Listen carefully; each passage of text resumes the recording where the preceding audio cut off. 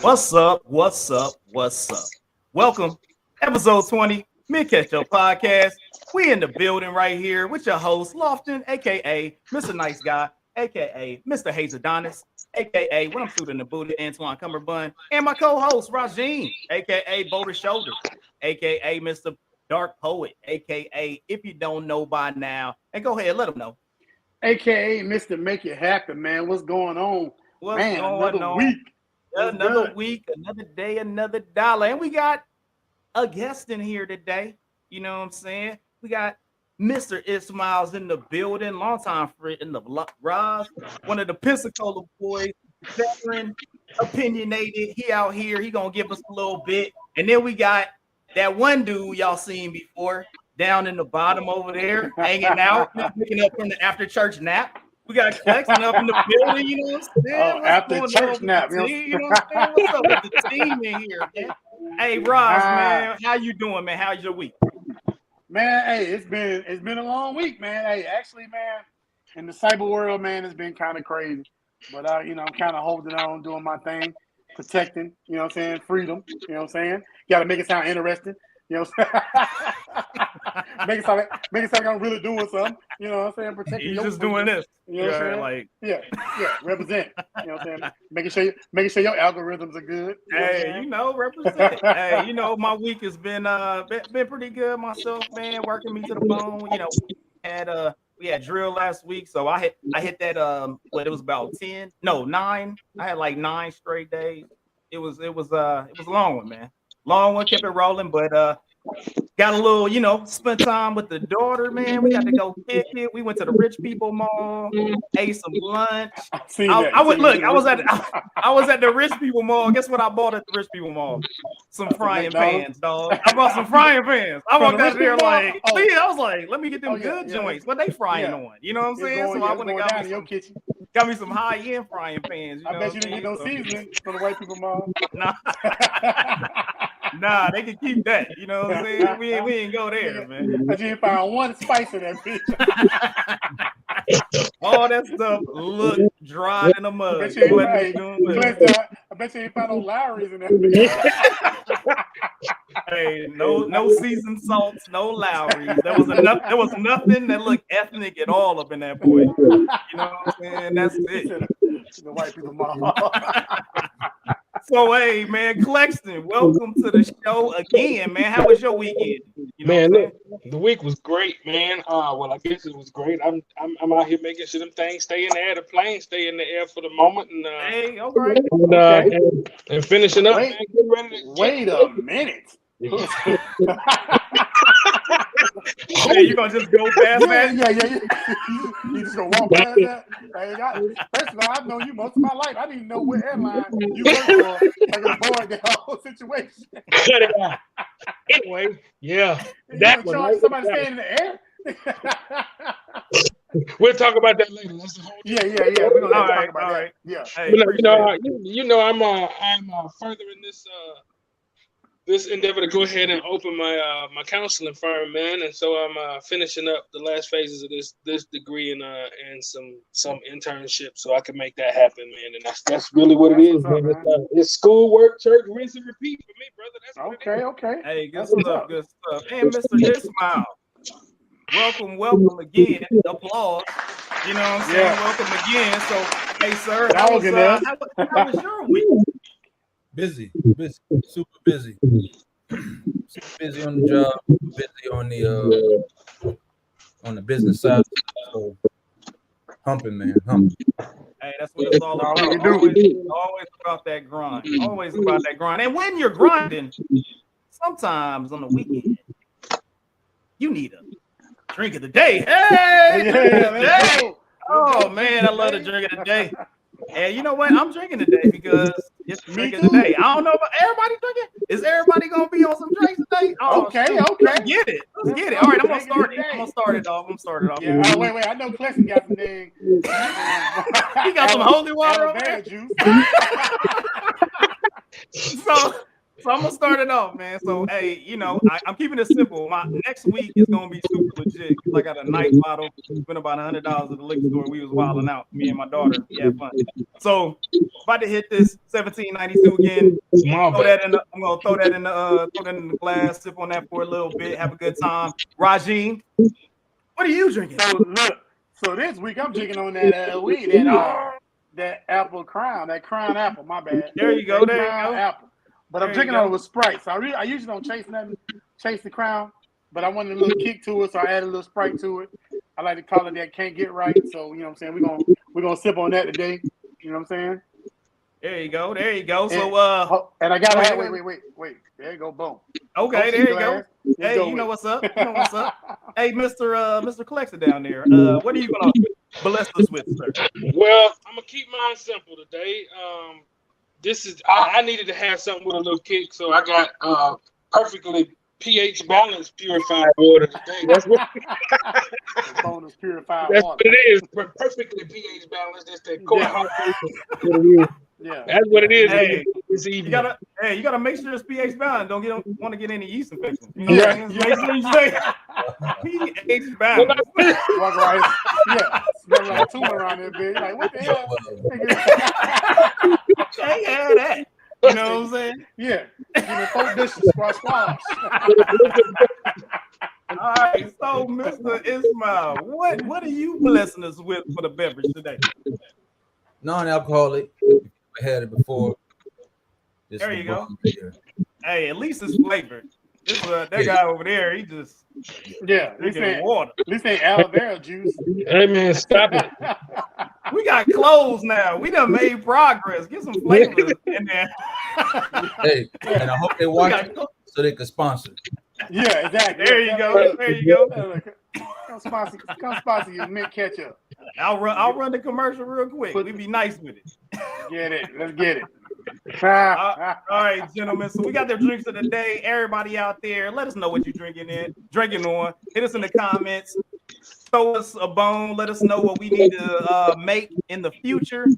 Just like we talked about before, we're gonna try to put something together where if we get enough folks that are giving us different drinks, we'll try to make them on the show, and we'll do a little, we'll do a little top almost 4 of the drinks given here on the Mid Ketchup podcast. Well, we're gonna keep it pushing right now because there's been a lot of things that we need to talk about this week. Yeah. You know what I'm saying? We're gonna go to the news of the week. It kind of ties into the way the show was named today: reclassify to declassify. You know what I'm saying? We got some things that's happening out here in the world that's quite interesting. Yes. You know what I'm saying? Right. So we're gonna go ahead and start it off. I know, Rossi, what you so go ahead and start it off. Talk to us. So listen, man. As a cybersecurity professional, right? It kind of hit me like a Mack truck. You know what I'm saying? When they raided this man's house, all right. This man's estate. I'm not gonna call it a house. This one dude and that one dude found more than 11 top secret documents. 30 to 40 secret documents, and then some confidential documents. If the numbers are wrong, I apologize. But those of us, and even those of us that aren't military, but for those of us that are military, we understand the significance of what was found in this man's house. Right? So for me, my question is this. Do you think they got him now? You know what I'm saying? It's like after so long trying to get this man on so many different charges, like the 4 of us, everybody on this call right now, everybody on this podcast right now would have been in prison by now for the things that this man has done and gotten away with. So I guess my question to you guys is: do you feel like we got him now, or if you feel like he's gonna snake through this one also? Hayes, what you think? I'm looking at it like I was looking. I jumped on YouTube. I was looking at I think it was a CBS report, and they were talking about all the items. So you had some secret items, you had some TS items, and then there was also even higher than that. There's TSSCI. So he has some items in there that I don't know the ability. They say the president has the ability to declassify things on, I guess, a whim. I have no idea, but I mean, there's a level to security, right? And I'm it's kind of wild that you would go, hey, I want to declassify top secret SCI material. That's crazy. So it was interesting that my man had boxes of stuff in his crib, just chilling. Like, I know if I brought stuff home, it would probably be crazy. If anybody brought stuff home, that's kind of nuts. I mean, it's just kind of weird. Even as the president, it's kind of crazy to be like, hey, man, I think I should take these documents home. That's weird to me. You know but as a cybersecurity professional, like as a cybersecurity professional that works for the government, I'm telling you now, those documents weren't declassified, and if they were declassified, they still don't go to his house. That's what I'm saying. You see what I'm saying? It's like that's not how declassification works. You get what I'm saying? We take a whole class. We got to take a class on that. Yeah, it's like you have to do like your annual training on how to handle classified documentation. I mean, let me tell you how serious it is. If you make a copy of something on the incorrect printer, it's an incident. Yes. Like, that's how serious it is. Like, you just was like, oh, I scanned it on the wrong printer, and it's an incident. And this dude got boxes in his crib. Like, that's just different. Like, it had, first of all, you cannot transport top classified information, without some type of process.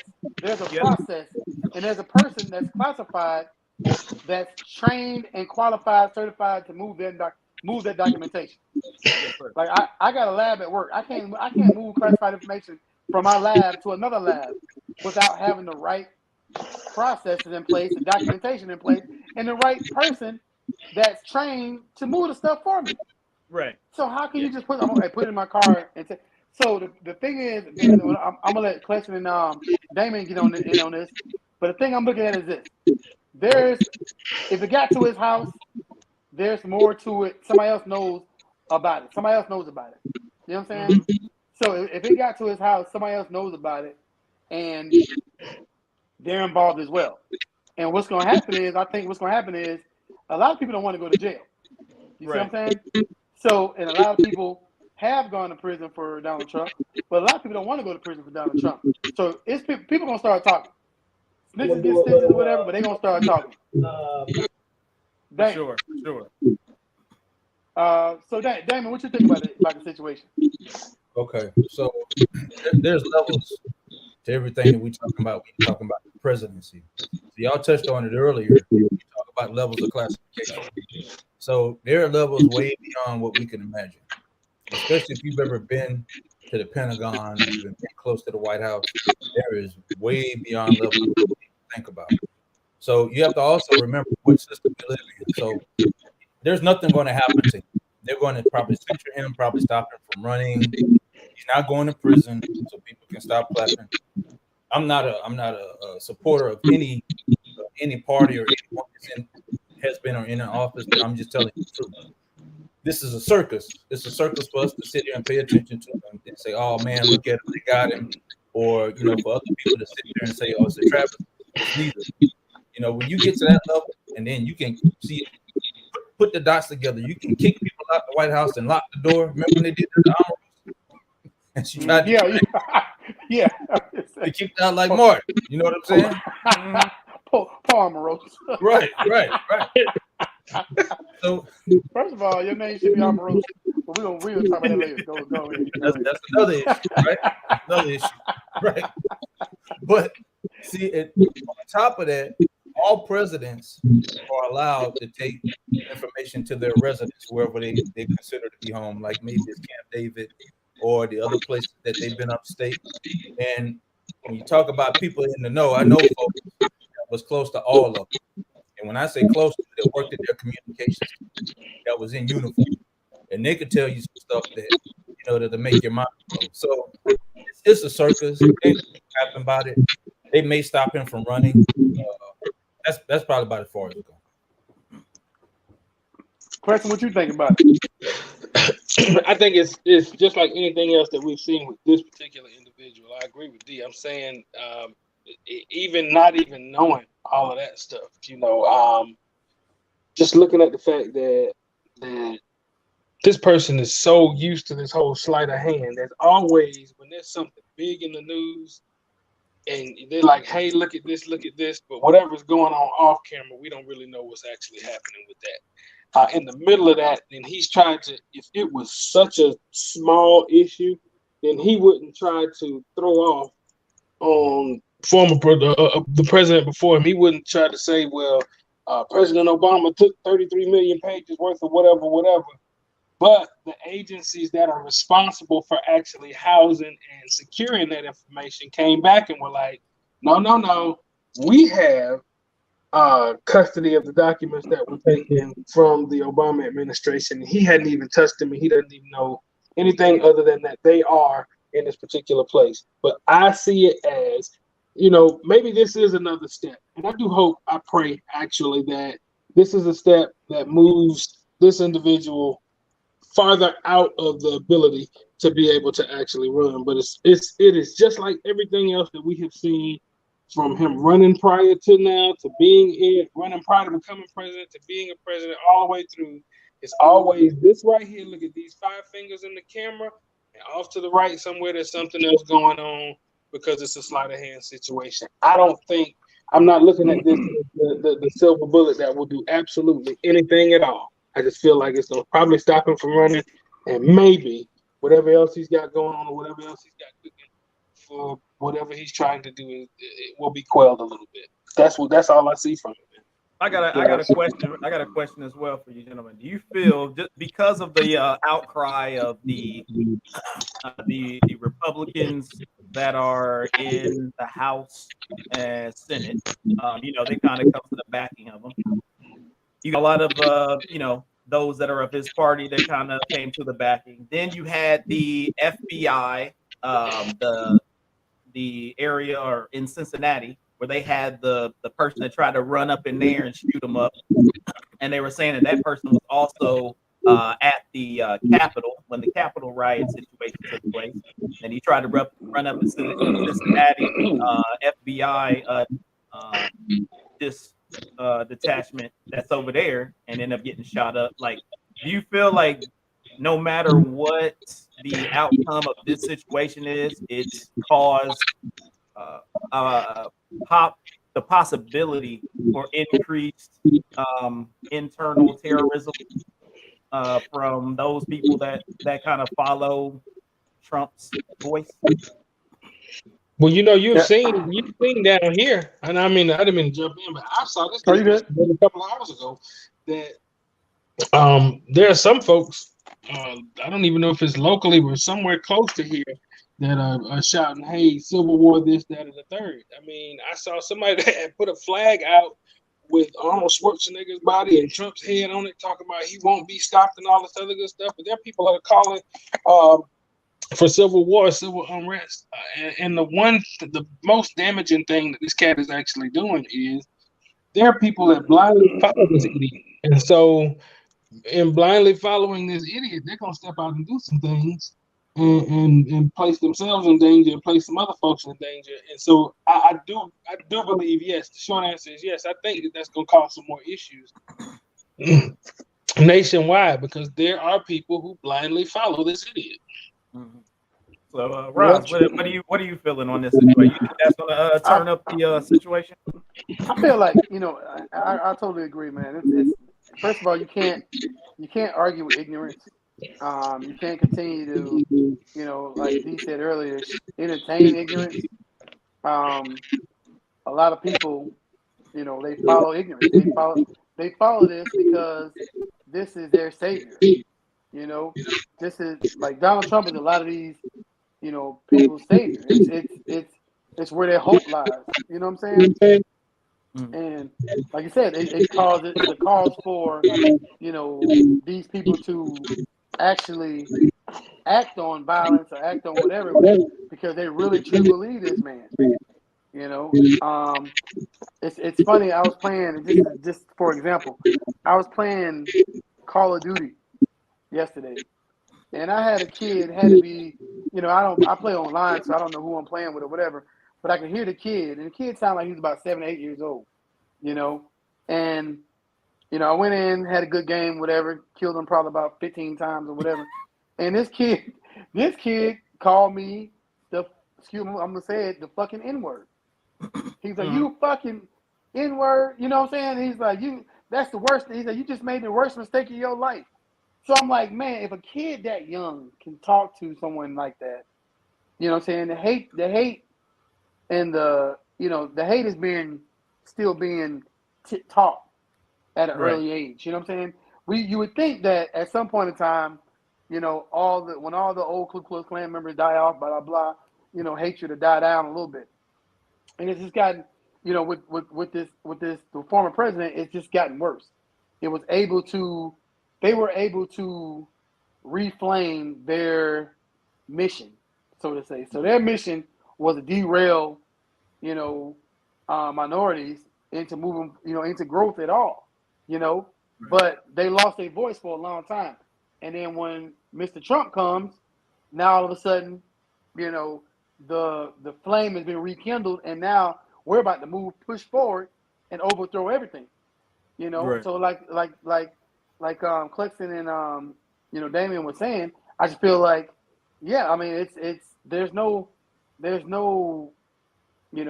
kind of taming ignorance. Ignorance is there, and people are going like we believe what we believe, they believe what they believe, and everything in between.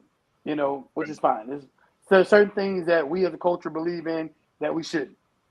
I understand that, but and there's certain people that we as a culture shouldn't follow, and a lot of our culture follows it. But I feel like it goes the same way on that side as well. They following pretty much a false god, pretty much, and this person is supposed to lead them into some type of righteous land or whatever, and I don't know, they talk taking our country back, and this is we're gonna make America great again. I don't know what that means, So, yeah, hold on, somebody's writing too. I'm gonna put people's stuff out as we go. But I feel like you said, I don't want to prolong this, but like everybody has said, you can't tame ignorance. Let ignorance be ignorant.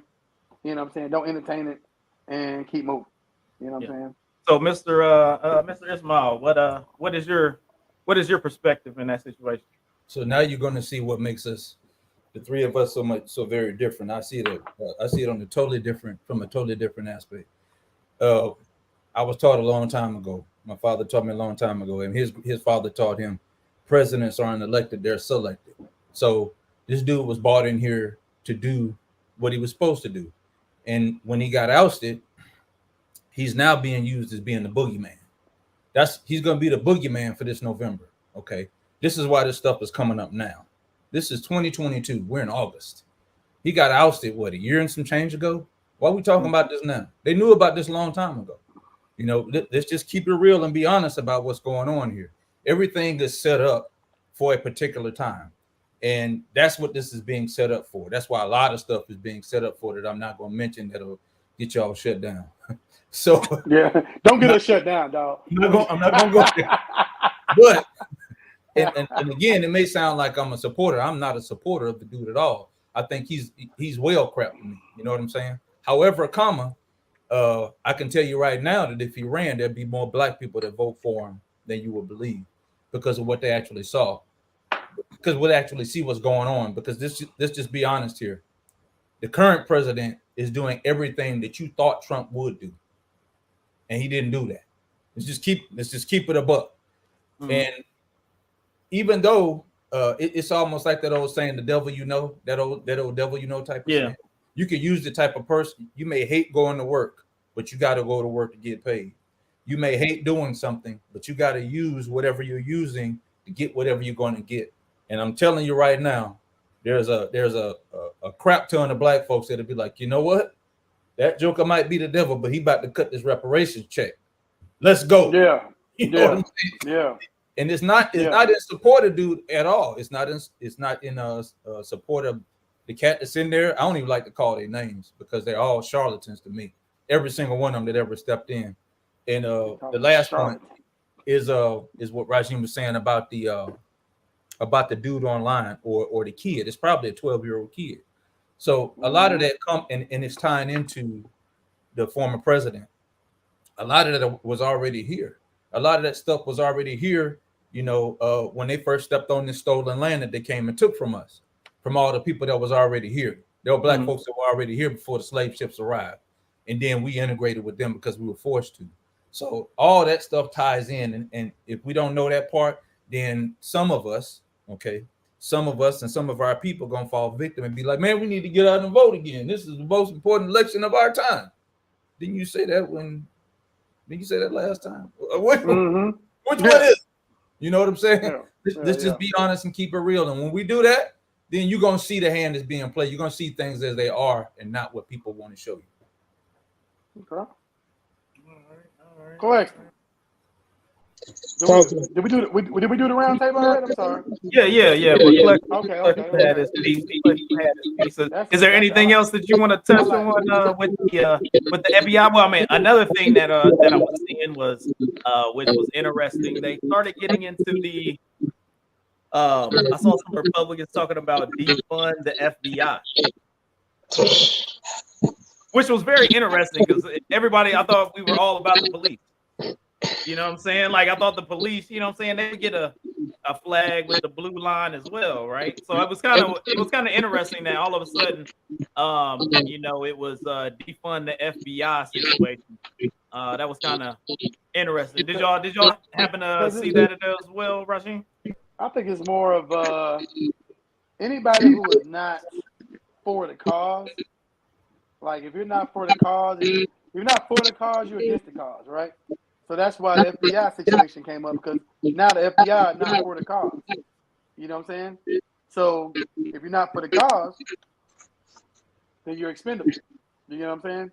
So like D was saying, there's a plan, and once you get a piece of the puzzle that's not working for the plan, then you set it to the side. You know what I'm saying? I saw I think it was Marjorie Taylor Greene who actually had that hat and t-shirt that was made. It said defund the FBI, which I paid so little attention to her. I pay more attention to Nats than I do Marjorie Taylor Greene.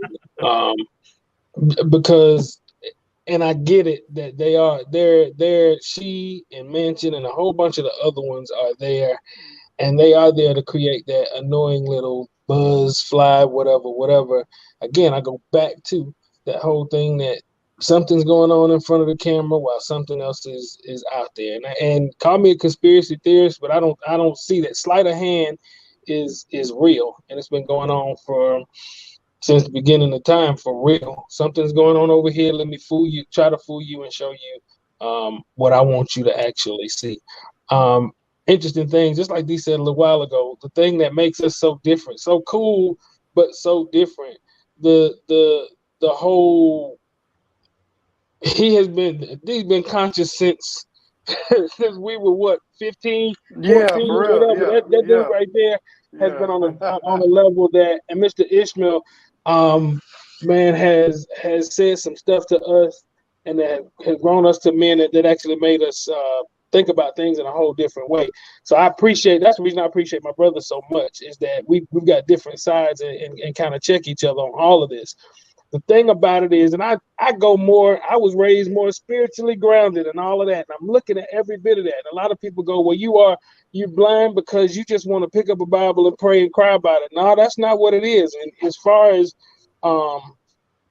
spirituality is concerned, as far as actually looking and being alerted to what's going on, none of this surprises me. Again, everybody's trying to slight something. Let's say defund the FBI. So maybe I won't get in trouble.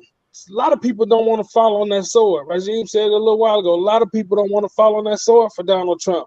Mm-hmm. But they did not realize that this cat is is reckless. Whether or not he was brought in to actually do a thing that he did to disturb the inertia or wreck shop or whatever actually he has done, and he's done a whole lot of all of that. A lot of people don't want to fall on the sword for him, and they see like, well, man, this is a slippery slope and a spiral downward that we can't get off of. So if I can point out anything that'll keep me out of the limelight, let me do it. Y'all talked about Omarosa. She did the same thing. Which, man, it was time for her to jump off the ship. She wrote a book, jumped off, learned how to cook green beans, all kinds of stuff. Like, I'm out of here. In the middle of all of that, then everybody who wants his own daughter has jumped off the hamster wheel, or seems to. And I think she just jumped off to try to save her husband. It's not about her.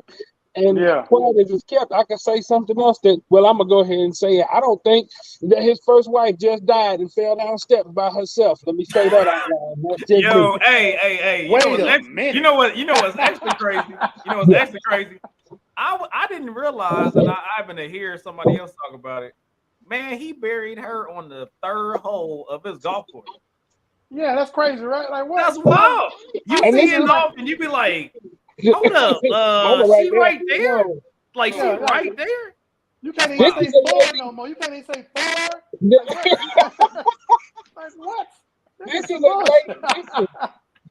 a lady who said when he first started going through all of this, she said he is not gonna back down. He's a big crybaby. He's gonna kick and moan and cry and scream.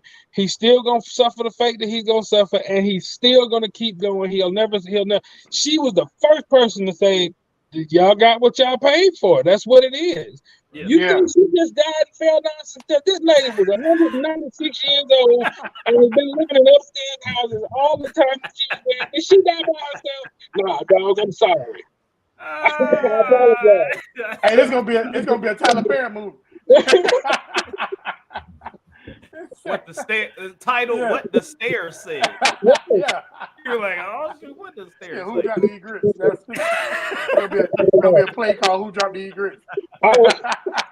It's always something. Let me show you my hand because what's going on off the camera. That's what. And the blind followers.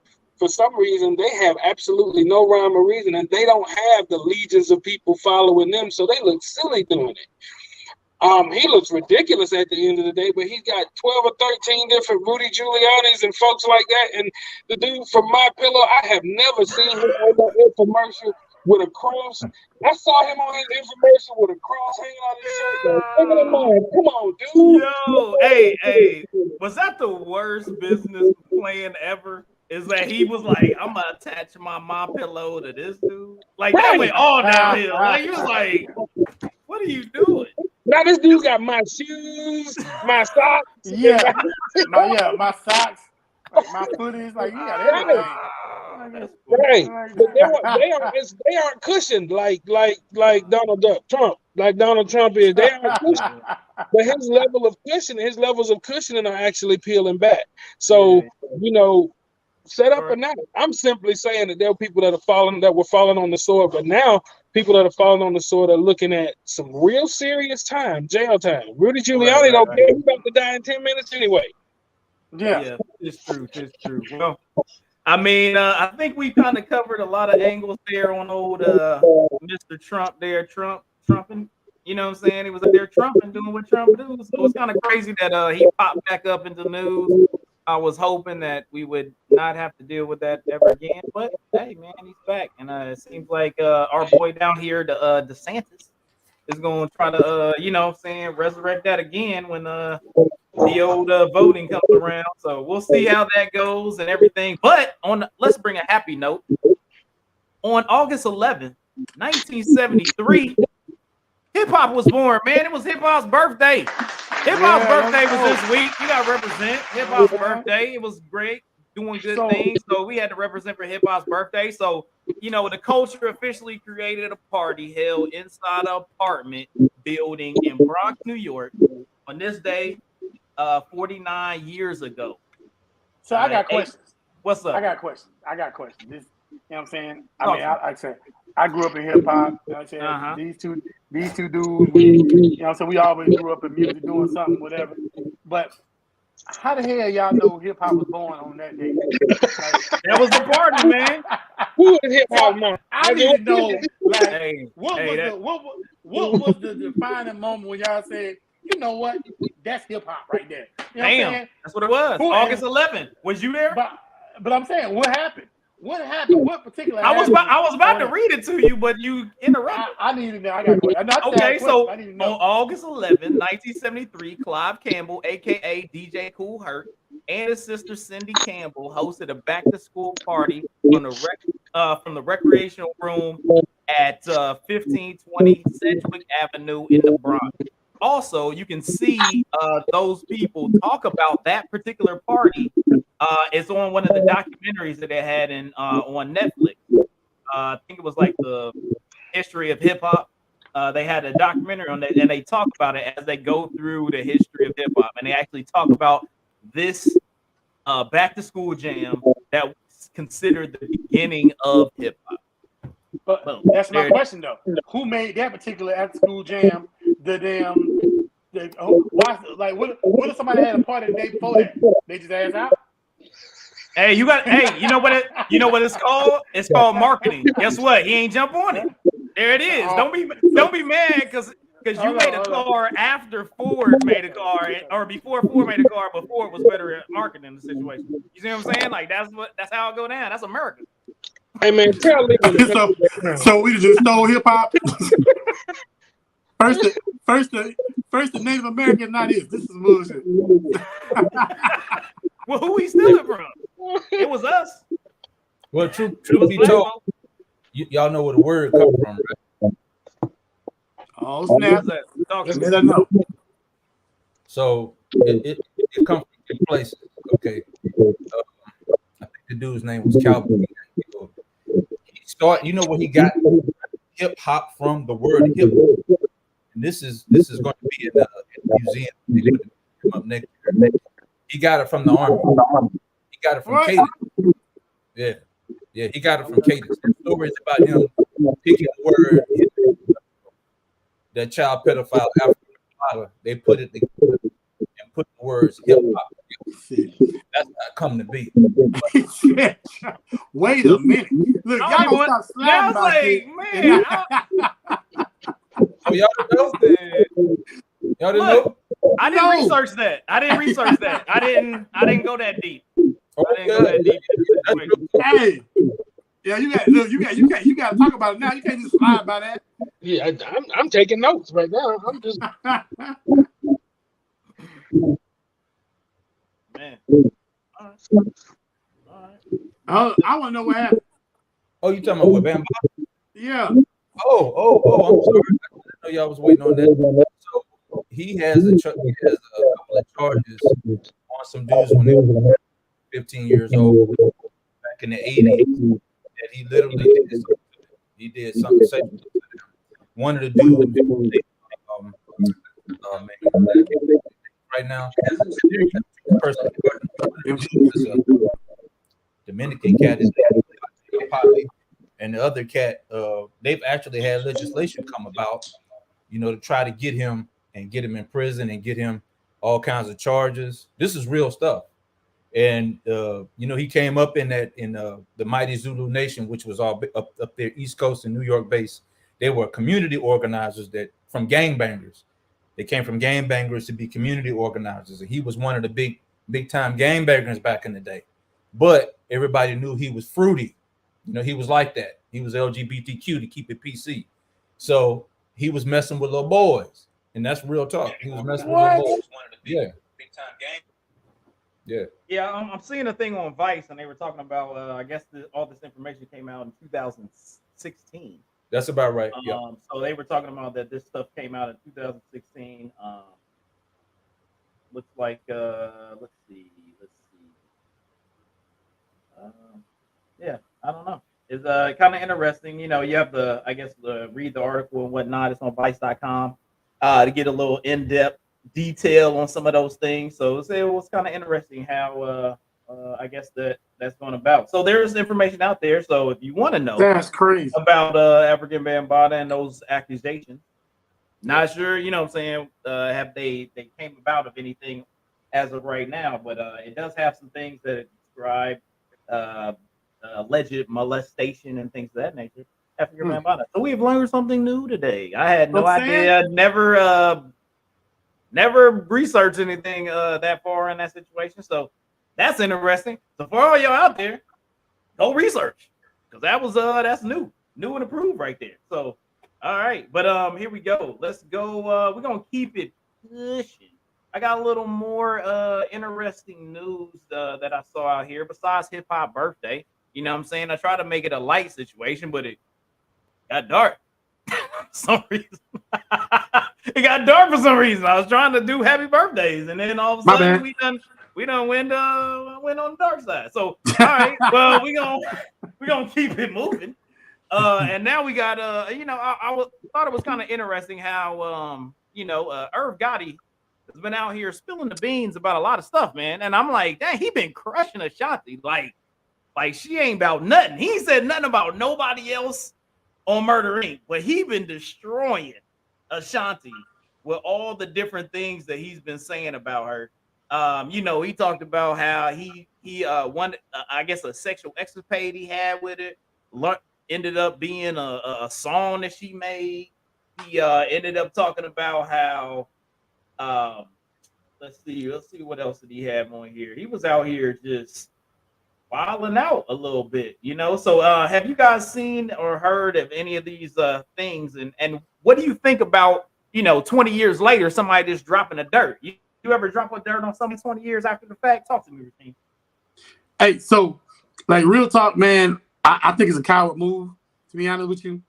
I think he's trying to stay relevant, which he's not anymore. I read something about the article, whatever, and then I seen something that Ja Rule has said pretty much the same thing, like, he think it's some BS or whatever. Somebody else said it. A couple of people came out and said that it was some, pretty much some garbage he was trying to put out or whatever. Irv Gotti is no longer relevant. I don't know what he's doing behind the scenes or anything, but he's not relevant. So, Ashanti's kind of coming back out and then, kind of hitting the scene again or whatever. And for you to try to use her to make yourself look like you was somebody such is, I think it's a punk move. Ashanti was, at that time, she was 17, 18, 19 years old? She was young.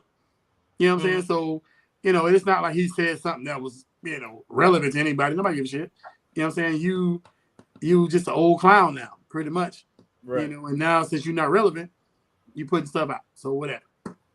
Yeah, it's kind of crazy the info that this man has been going to and the links that he's been going to kind of put people out there on Front Street, especially going after a young lady as of Ashanti, which was the only lady that was on the label that was actually doing something for y'all. Yeah. And for him to kind of go that route to just attack her, it was kind of wild. Garbage. Yeah, it was kind of wild for him to kind of go at her. So what do you think there, Mr. Ishmael? You said, is there any conspiracies or deep things that we need to know about this situation? No. You got the info, man. I'll be like, yeah, he be knowing. Irv got an alien, right? I'll be like, I'll be like, I ain't even know. It was a punk move. You know what I'm saying? You don't do that like that.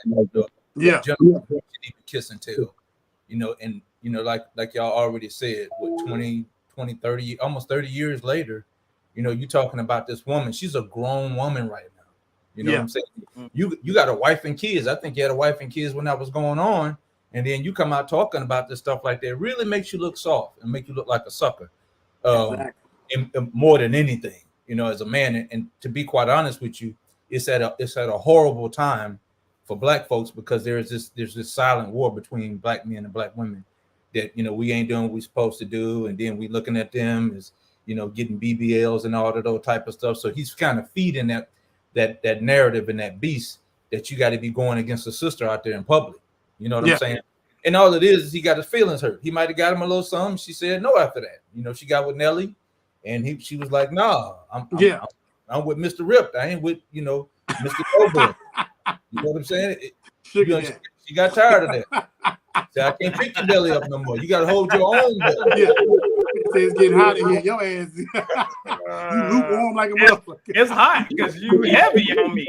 That's what it is. Like, you hot as It's your grandma, y'all. I don't need What would I be without you? Nothing, nigga. You ain't did shit since 1998. Every thug need a lady. hold up. What you think? What you think, Clex? It looked like his I think that can y'all hear me? I got you. We got you.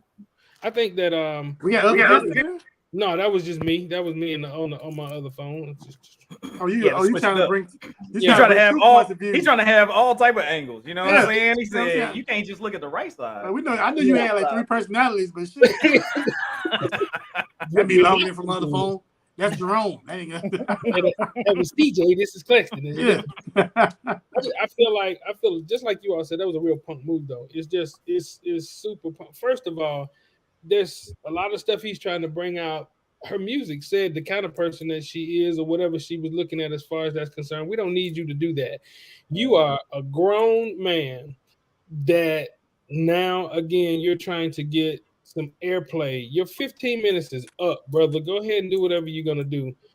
Find you some other way to get you to generate you another stream of income and quit feeding this narrative that is actually the destruction of hip hop, the destruction of our people. This whole, like, just like D said, this whole battle between man, woman, brothers and sisters, all of this good stuff is going crazy. That's the same thing as when I see people say, well, they put up 5 different people and say one of these people has to go in all of their music. My response is always, I'm not choosing any of them. I have lost enough of my brothers and my sisters.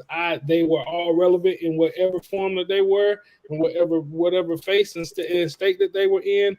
I may not have chose one above the other as far as they wouldn't be on my top 100. However, I am not going to erase the legacy and the work of any of my brothers and my sisters. And for what this gentleman is trying to do, he is trying to erase her relevance and at the same time bring more light to him.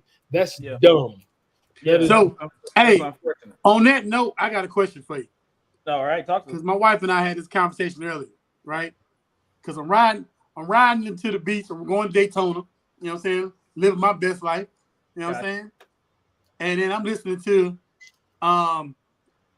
Kelly, leg shaking, right?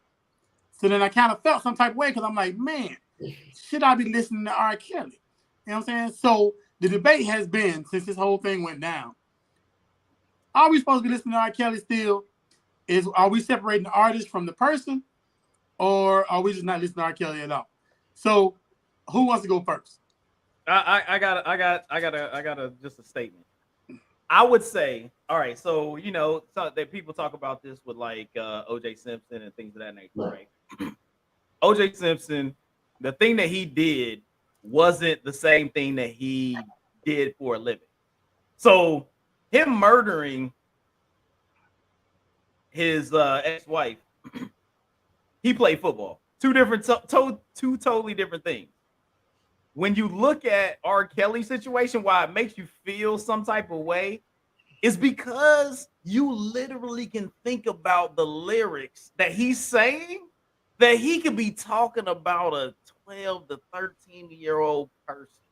And that's what makes it weird and strange, because most of the time, just like, hey, hip hop, perfect example.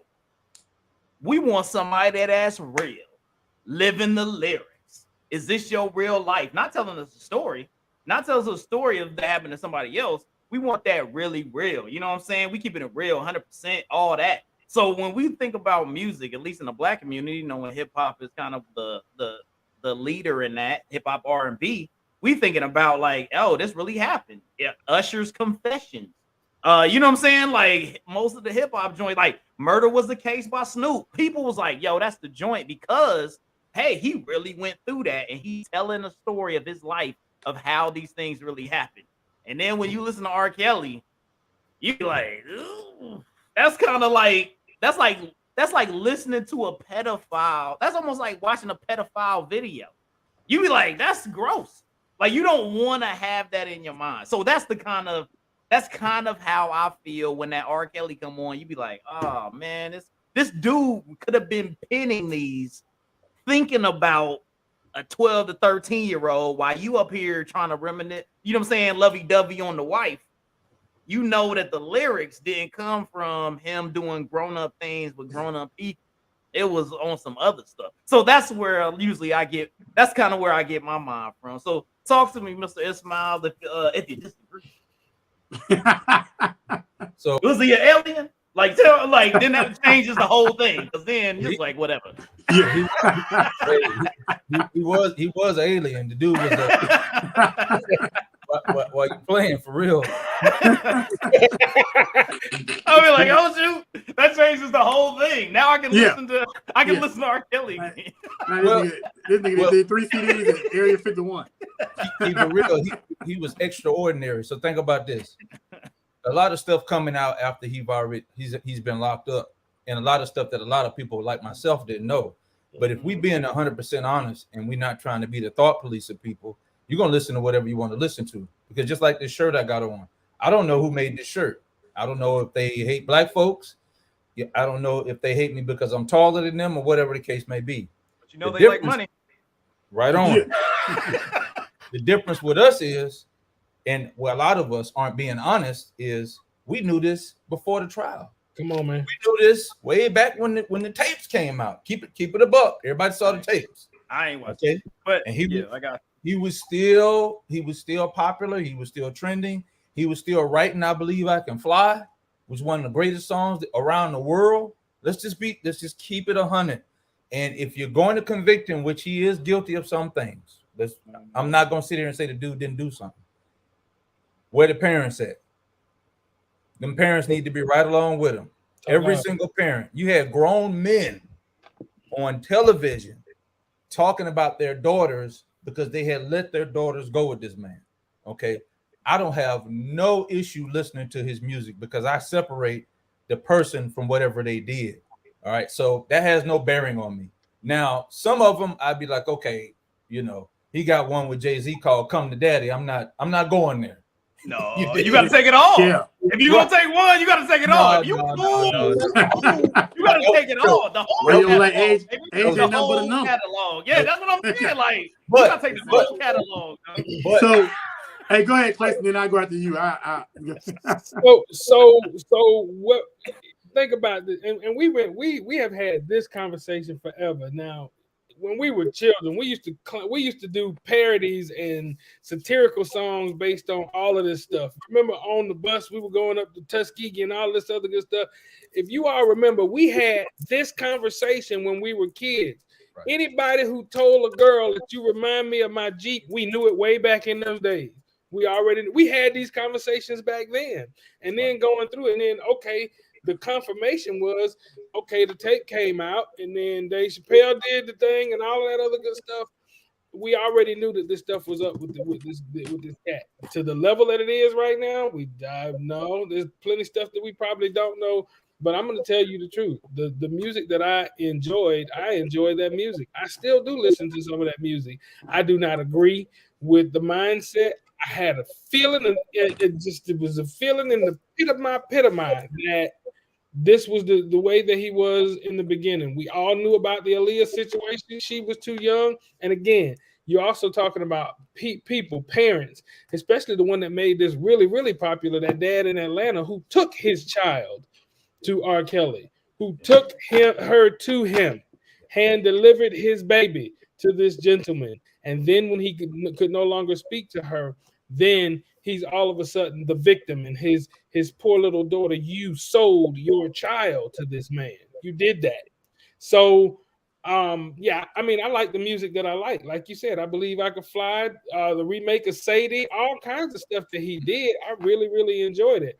And I disagree, Brother Lofton. I do not have to take that whole catalog because anything that is against what I am ideologically, brother, I could love you, and the shirt that you got on, I couldn't deal with it. So I'd probably black out your shirt and still listen to what you're saying. You feeling what I'm saying? It's not a narrow-minded person that says that this man, he accomplished all that he did in music. I can't say erase his entire catalog because it'll never happen. It'll absolutely. No, I mean, I would say you're speaking on actuals compared to like, yeah, his catalog is never gonna go anywhere. They're gonna always make money off his catalog. It's always gonna be there. It's not gonna go anywhere. That's the biggest thing. I just look at it like my situation is I look at inspiration for songs. And I go like his inspiration for songs was not the same as my inspiration for listening to the song. And I look at it like, yeah, you have situations that you totally understand. Hey, Snoop, he talking about smoking. His inspiration is smoking. Kind of goes with that. You know what I'm saying? Like you can kind of see, hey, somebody telling the story. Cool. That was something they came from. But his inspiration is R&B. His inspiration, if we're gonna talk about it the way it is, we probably gonna look at it and go, his inspiration was not of the legal type. I feel you, but and that's all I can do because I'm, especially being a music creator and producer, you like those things. I think in that way. So are you gonna walk out of the room? No. Are you gonna walk out of the room when you in a place, everything's going on, and all of a sudden everything gets quiet, and you hear, "Do you mind if I give you some of my?" Are you gonna leave? But so listen. So that's where the curveball comes in at. That's different. This I mean, if it's not on my playlist. But listen, I can tell you that it's not on my playlist. Put yourself in that. Okay, so put yourself in that same room, right? This is where the curveball comes at. And R. Kelly has done something to your child personally. Listen, and you about to rock it. You be like, play that. And if you in that room and R. Kelly comes on, and after he raped your child, are you gonna leave the room? You want the wife, like, yeah, that's the jam. Yeah, come on. You know what I'm saying? Come on, dude. That's where the curveball comes in. Yeah, he be like, oh yeah, okay. He be like, let me see that. That's what I want to see. Go ahead, Damon. If I could interject for a moment, especially on that last point. So I'm cut from a different cloth. If R. Kelly did anything to any of my loved ones, we would not be singing none of his songs. You'd be singing hymns. You dig? It's not that type of party.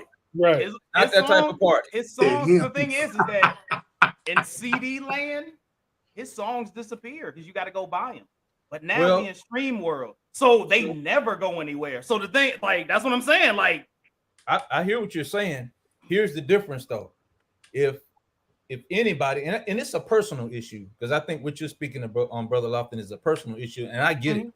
If it's a personal issue, it's a personal issue. Yeah. However, I look at things from a macro level and try my best to keep them out of a micro level. And if it's micro to me and personal, then I'm gonna keep it like that. Right. If that's the case for me on song, and I'm a lover of music more than many could imagine. On song, then I have a problem with the national anthem in the third stanza. You dig what I'm saying? Totally understand. And where it comes from, and I get what you're saying on the creative spot. On where did you come from that? So a lot of that, and Clexton hit on it a minute ago. If you lost your mother and Sadie come on, you're not turning that off. You dig what I'm saying? Or if you lost someone close to you, or I Believe I Can Fly inspired you, you're not turning that off. So there's a thin line between the two and what we're saying, but we also have to look at what he's being used for, because he's not going to see a dime of that money ever again. However, the people that are in control of that, they're going to make billions and billions and billions of dollars, because his music is going to resurface. It's resurfacing right now as we speak. Always. You dig what I'm saying? So there's a line. That's why I look at when you look at the whole thing in totality, them dudes weren't men. There is not a man alive that's going to allow his daughter to go through something like that. And this dude's still breathing. There's nothing on this planet that's going to stop me from getting you, homeboy. Whoever you are. Yeah. And as a chaplain, I used to have to deal with these people. As a chaplain in the prison system, do I say I'm not going to see this gentleman because he's coming down to the chapel because of whatever his issues are, because ideologically I completely disagree with what you. I get that you're in jail, and just like Dee said, you mess with one of mine. It's a completely different party. It's a real short one, but it's a completely different party. It is. I have told a gentleman before, hey, look, everything I got, I'll dump it between your eyes if you mess with mine, and meant it, and because that's the way that it works. But you know, when I look at the whole, like you said, in totality, when I'm sitting in the office and these cats come down because somebody's doing the things to them back in the dorm that they used to do to somebody else, am I supposed to say, man, get out my office? You actually deserve that. You own that. How do I believe? That's my whole thing. How do I believe? So where it comes to, do I separate the situation? Yeah, you're here because that's what you did. What you get, you're getting, but is what you're getting the correct thing to be gotten by you? Hey, see, on that level. So I only got one thing with that, right? I only got one thing with that. So now does that mentality tie into the things that we've been trying to overcome as a people? Because we're trying to have other people jump on our boat to help us do what we need to do. But they like, hey, that's not my problem. Like, you know what I'm saying? Like, you know what I'm saying? Because it's the same thing as the music situation. You're going like, all right, well, hey, I can separate, and that's a whole different situation.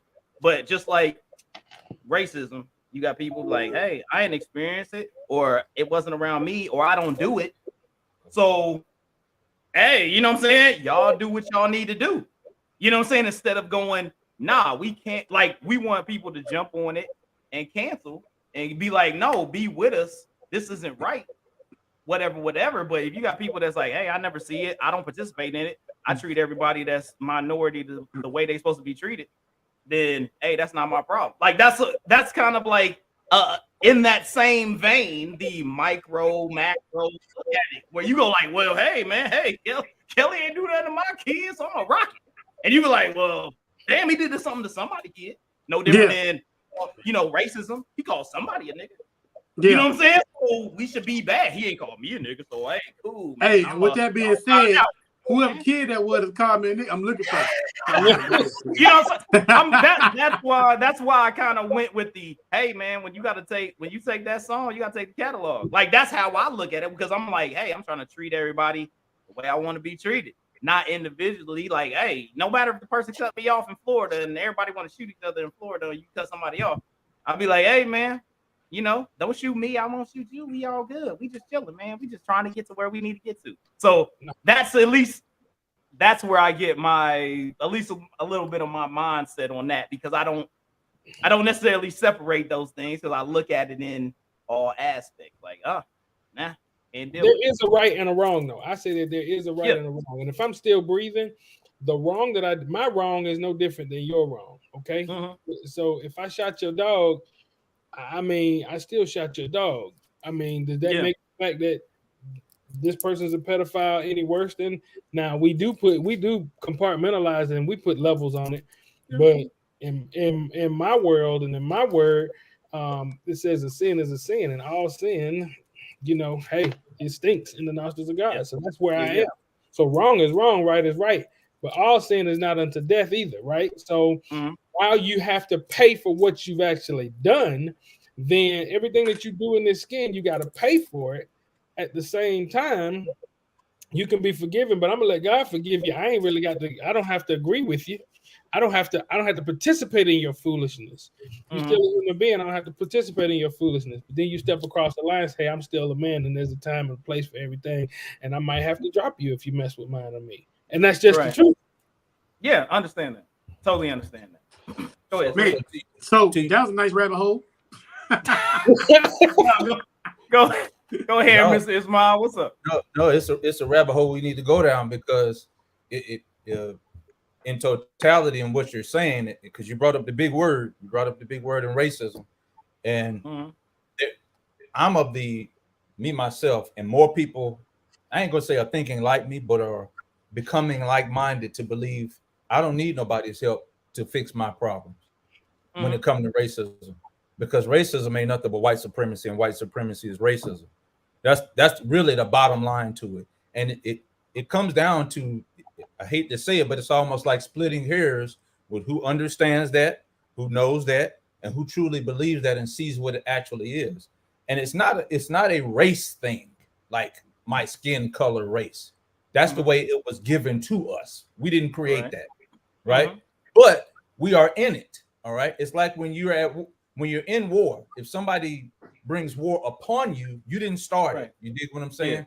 That kind of goes on what Clexton was saying before. When you bring it, watch what you're asking for, because I'm going to get what you asked for. I'm going to give you what you asked for twice. I'm going to give it to you twice. So when you're talking about things in totality, with everything is run on the planet by white supremacy, whether we want to believe that or not. That is not a statement for anybody to jump on board and say whether I'm right or I'm wrong. The facts stand out as what they are in all 9 areas of activity. And if you've ever heard anybody say that, then they've heard and listened to one of the great thinkers and writers of our time, and his name is Neely Fuller Jr. All right. That man's still living in his 80s. And him and Dr. Francis Cress Welsing wrote this in the 70s. And why do I say that in totality and what you're speaking on, Brother Lofton, is because they predicted what is going on right now. You couldn't have told me when we were coming up in high school and even in the 2000s and the 2010s that I would see black men in dresses in the way that it is right now and the way that it's being promoted. They said that in the 70s and 80s. So I go along the lines on where that comes from and what it actually is. So when the word racism is brought up amongst black folks, it's a different conversation I can have with them. And even amongst white folks, I can tell them that you're not really who you think you are. Okay. Those people that y'all were talking about before that, that's going along with the MAGA crowd and all that, man, please. They ain't really the white folks that they really think they are. They think they're doing something. They ain't really doing nothing. Let's just keep it a buck. They know they ain't the real white folks that's running stuff. They're not running a single thing. All they're doing is acting out on emotion. And if you ever notice, when they run up on a real one, a black person that just got hands, they all fall like lawn chairs, whether they fall by pressure or they tuck their tail and run. And it could be a black man or a black woman. It doesn't matter. That's why all that stuff really boils down to. But you made the mention of saying that we want people. No, that's gone. That died with the 60s. That died with the 70s and 80s. We shouldn't be looking for anybody to get along and understand what logic is. Logic tells you that you should not be racist towards someone because of the color of their skin that your people created. We didn't create it. Nice. Well, look, man, I love this. This is really going in a great direction because I'm learning. You know what I'm saying? Trying to tell some jokes today, but it's gotten a little. I know my brothers, man, both of them, and I knew why I brought them in because I knew I wanted to get this knowledge. That's why. You should have let me know. I would, wear a monocle and I would have had a smoking jacket on and I would have been ready for, to be Professor Hayes. Like you had me out here. Not the monocle. Have fun today. You would have worn your cummerbund in here. You know what I'm saying? I'd have been ready to go. You know what I'm saying? I would have had a pipe and everything. Because I grew up Mr. Ishmael. I grew up with and I'm talking about Mr. Ishmael, the real Mr. Ishmael, the senior Mr. Ishmael. He was Mr. Ishmael when he was 10. No, he was like Mr. Ishmael. You wildin'. Hey man, we need to get moving though, man. Hey, let's keep it riding. Let's keep it riding. I got one more thing for y'all real quick before we move into the music situation. Snoop, he got a cereal. You know what I'm saying? I just want to let y'all know. Say what, if man? y'all want to get some Snoop cereal, he teamed up with my dude Master P with his food initiative where he trying to get black people, owning the food and putting it out there. Okay. Now my man, he got Brodus Food. So he got his own food section underneath the Master P umbrella. And he got daggone Snoop Loops. You know what I'm saying? Get you some Snoop Loops. If you're out there, get some daggone Snoop Loops. Hey. You know what I'm saying? That's the joint. To you. She gonna make you say, Make sure you get you some daggone Snoop Loops, man. Like that's all. I just wanted to make sure I put that out there. I'm promoting black peopleness. We got Professor Ismail on here. I want to make sure that I keep my black card. We gotta promote black people out here and keep doing what we gotta daggone do. Master P's doing his thing. Hey, where can you find Snoop Loops? Look, I don't know. Like right now, I guess it's gonna be in the grocery store here coming soon. But you can jump on the website. It was out there. The website is TrueTankSoldiers.com. Brodus Foods. You can check it out and go see about getting you some Snoop Loops. Doing the daggone thing, all right. They better not put that shit in Barnes. Hey, you know what I'm saying? Hey, they're gonna be everywhere. Check your local Kroger's, or I don't know if it's gonna get in Publix. I don't know, but go get you some Snoop Loops and do what you gotta do. You know what I'm saying? I mean, hey, they may be priced right. I don't know. You know, they won't be there. They'll be wherever you find rap chips. Where them rap chips at? Where you find the rap chips? You gotta go to the hood store and get you some Nicki Minaj rap chips. Get you some Migos Doritos. They'll be right beside them joints. You know what I'm saying? So all right, now we gonna move on to the music of the daggum week. We gonna keep it pushing, keep it moving. Music of the week. Here we go. Let's ride. You know what I'm saying? For August 14th, 2022. Got a lot of stuff going on. We got a few artists that came out. Main thing that I look at, I'm not sure if Rod Wade's thing came out. Black Thought, Danger Mouse. The Game came out with Drillmatic. You got Little Za. All these other cats. Destroyed Lonely, Meg Thee Stallion. Freddie Dredd. Some of the new people came out with some good stuff. Things of that nature. But our men Ketchup, Spotlight, The Game, Drillmatic, Hearts versus Minds, 30 tracks. There's a lot of daggone tracks. So there had to be something that was good in there. And I found some stuff. He had some good daggone songs that were in there. Man No Falls was one of my favorites. Had Pusha T and 2 Chainz. Chrome Slugs and Harmony. It does have a nice little Bone Thugs and Harmony sample that's in there. Has Lil Wayne and Herbo up in there. Fortunate, Kanye West, Drizzy, and The Chiller. And then Ruby Rose. I really like the Ruby Rose joint just because it has one of my favorite, most underrated rappers. Twister was getting busy at the beginning of that joint. What? So I really enjoy that. He was back to his old self, man. He gotta be Twister like 70, and he still be like he be killing it. Like I was like, I don't even know how you talk that fast. Like he be out there mashing them joints. So for sure, check out The Game joint. Jump on your normal streaming websites to check it out and find out if you like what Game's putting out there. Of course, Game also, he went hard in the paint at Eminem with the Black Slim Shady diss track. So you know what I'm saying, you can find that out there too. He was out there giving it to him pretty deeply. So once again, Mid Ketchup, Spotlight, The Game, Drillmatic, Hearts versus Minds, and my go-tos, No Man Falls, Chrome Slugs, and Harmony, Fortunate, and Ruby Rose. Good stuff out there. Good stuff. Let's see right here. Let's see. How long you think it's gonna take before Eminem come back with a reply? I don't know. That was an interesting. It was an interesting song that he came out with. It had a lot of different stuff in there. He kind of went at 50 a little bit, went at Dre a little bit. He talking about not being on Aftermath. You know what I'm saying? So and then he went hard and then painted M.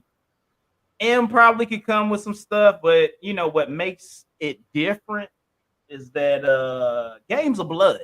And he, you know what I'm saying? So it makes a difference when you got like that. Eminem doesn't have nobody but 50 and Dre. Like they ain't nobody. I mean, D12, but like from Detroit though. I mean, I'm saying you gotta have a little thug. I mean, you can have thug in you. Have you not seen how 8 many? Mile? But how many people is riding with you? It looked like on 8 Mile, Eminem was up there by himself. Like there wasn't like a crew. Hey, you can't. And he was like, "I'm that dude," and I got a whole shit about B Rabbit. When your name be Rabbit, you buy yourself. You know what I'm saying? Like that's what I'm saying. Hey, I guarantee you, MGK knew what the fire was though. He got that smoke. Joe Budden caught that smoke. You know look, all solo dudes ain't got no teams. You got money. When you got money, you got teams. You got squads. No, you don't. I'm buying. Look, nobody can if I got rap money, I'm buying or pop a goons. game. You know what I'm saying? Right now, y'all three my goons. I know y'all the longest amount of time. Look, I'm gonna tell you right now, I ain't killing nobody for you. So I mean, we can go ahead. So unfortunately, that was what Eminem was saying when he put it out there. Like Eminem was like, "Yo, you go get them." They was like, "Nah, dude, I do accounting. Why are you asking me to go get somebody? Like that don't happen, dog." Hey, don't test Eminem gangster. And you like, look, I understand you said the game of blood, but you know what I'm saying? Didn't the nigga have a butterfly on his face at some point in time, like for women's rights? I'm just saying. People got all type of stuff on their face now. Drake got something on his face, so is he? I mean, I don't even know no more. Drake. Do it? Yep. Yeah, I mean, you should know. I mean, you Lil Wayne, that's your dude. That means that's but Drake is your dude. I don't know how many tattoos Drake got. Well, we gonna keep it moving. We gonna keep it moving. It is interview time. We here. Probably should have put Mr. Ismail on there. That was my bad. So we're gonna go ahead and jump into the interview segment here with Mr. Ismail. Talk to me, sir. What was the catalyst?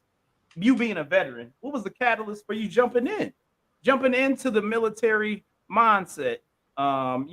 And end up being a retiree here in the military. What got you into the military? So as Rajin would tell you, I didn't want nothing to do with it. That we had a recruiter that would come around our school, and I still remember recruiter. His name was Kerry Rivers. It wasn't him. My mother had gotten sick, so she was stricken with cancer. And then I remember I was at basic training, and he called me, and we was on the phone, and he told me, "Hey man, you can make her your dependent," and that's what I tried to do. So eventually, she passed before I went in, and I just stuck with it. That's literally what happened. Gotcha. All right. He stayed with it the whole time. Yeah, I mean that's more than staying with it. I mean, based on saying you being a retiree from the whole game, that's a little more than finishing out the 4 years. Yep. So what ended up causing you to end up finishing out your whole career and end up being a retiree from the military? So, with hard work, when I dedicate myself to something, I'm looking at the long run. Okay. When I come in, I said I was going to do 20, and I said, all right, we'll see how this thing goes. So I'm a different type of cat, as you can tell. Every time I re-enlisted, I always re-enlisted for the minimum because I understood the game. I knew that at any moment in time, even though I was a decent soldier, that they could turn the lights off and say, "No, we don't need you no more." Because I come in when they were rifting the Vietnam dudes. Those dudes were getting out, and I forget what the program was called. They were taking money at 15 years, or they would take an early retirement. So I understood the game early, and I had a lot of old vets that would teach me and tell me, "Hey, you can dedicate yourself to it, but always know that they could turn your lights off and tell you to go home." Doing so, I became successful at being a soldier, at being a good soldier. So, 3-4 years in, I get married, and it was over after that. Once I get a family, and my son came after that, he just turned 25. My oldest. After that, I'm going for the long haul because I know what's at the end of the rainbow. Even if it was at 20, which I didn't stop at 20. If it was at 20, I'm going to get paid. And if I pass, then my wife will continue to get my benefits after I pass, or at least part of my benefits after I pass. I knew that because my great-grandfather was in the Civil War. You know what I'm saying? And we saw a couple of the pension checks that my great-grandmother got. So I understood what the long play was. That's what made me stay. And I ended up doing 28. It would have been 30 if I would have did my last 2, but I said, no, I'm good. Yeah. And so we knew, and me and Clexton and I tell you, we knew Damon was going to be a no-limit soldier the day he walked down a Red Lobster. That's he said he was going to be Master P when he walked out of Red Lobster. He was like, hey, man. So the story goes, and look, I think it was a Mother's Day weekend. Me, Clexton, and Damon worked at Red Lobster, right? we working, right? And we back in the dish room.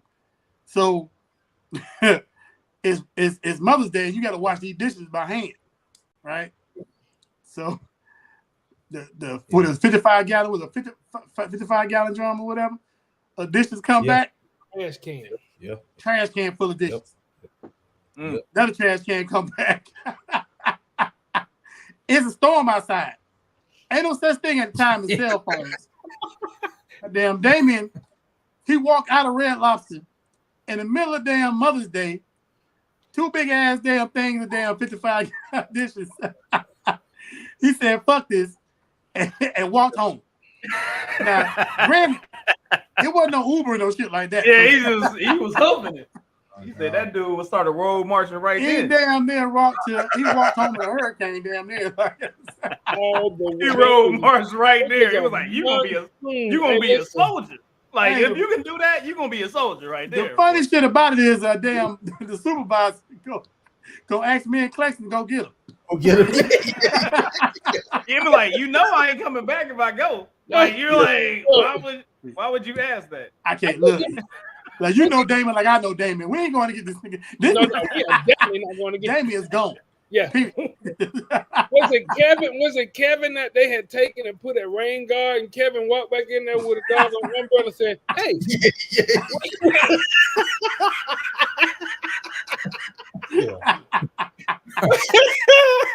Kevin walked back in there with some rain boots on. He gone. Hey. Yeah, like we get out work. Look, we call Damon later on. He at home chilling.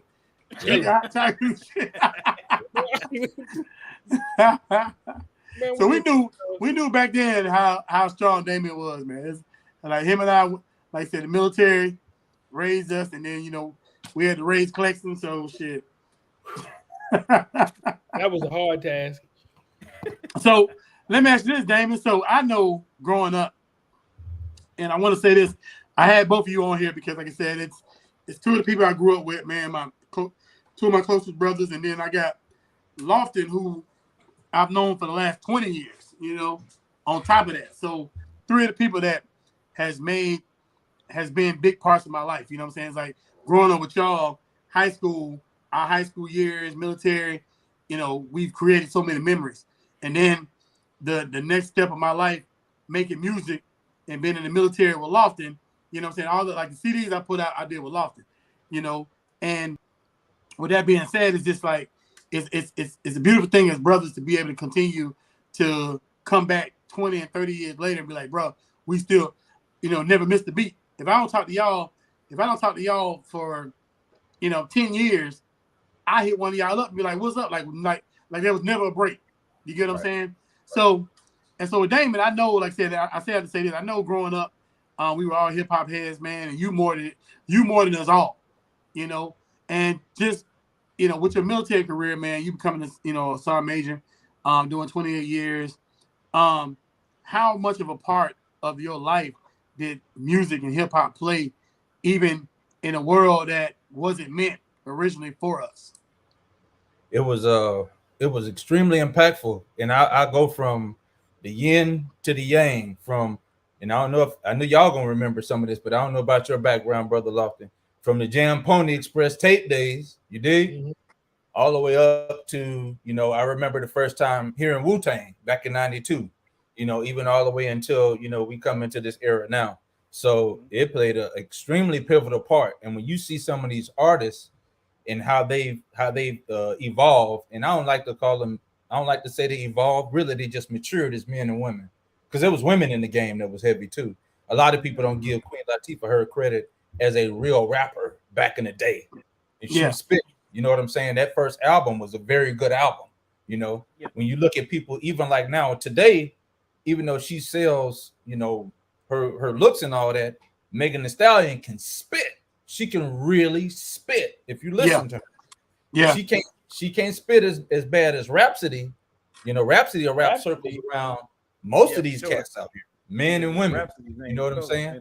So I've always been connected to that underground, and I was listening to the radio back in the days when they would play those radio stations from New York down in Pensacola, the Wrap It Up show, and all of that stuff. And I've always been entrenched in the culture, man. I absolutely adore it and love it. Everything about it. Nice. And I feel like, because, growing up, man, Clexton mentioned earlier, we used to go to, like even when we was getting ready to go to college, man, we would take these tours, man, and me and him, well, they'd be rapping or singing about something always, man. And it's like, I kind of feel like music has a way of holding people together, socially, bringing people together as family. Music has always been a staple. And as far as I know, and I know in my life, but as far as I know in you guys' life as well, for all three of y'all, whatever. So, it's, and even with Clexton, I mean, Clexton used to be like, he still sing, what I'm saying? Yeah. And Clexton used to blow, what I'm saying? I ain't heard him sing nothing lately because he can't, he can't keep up with him. But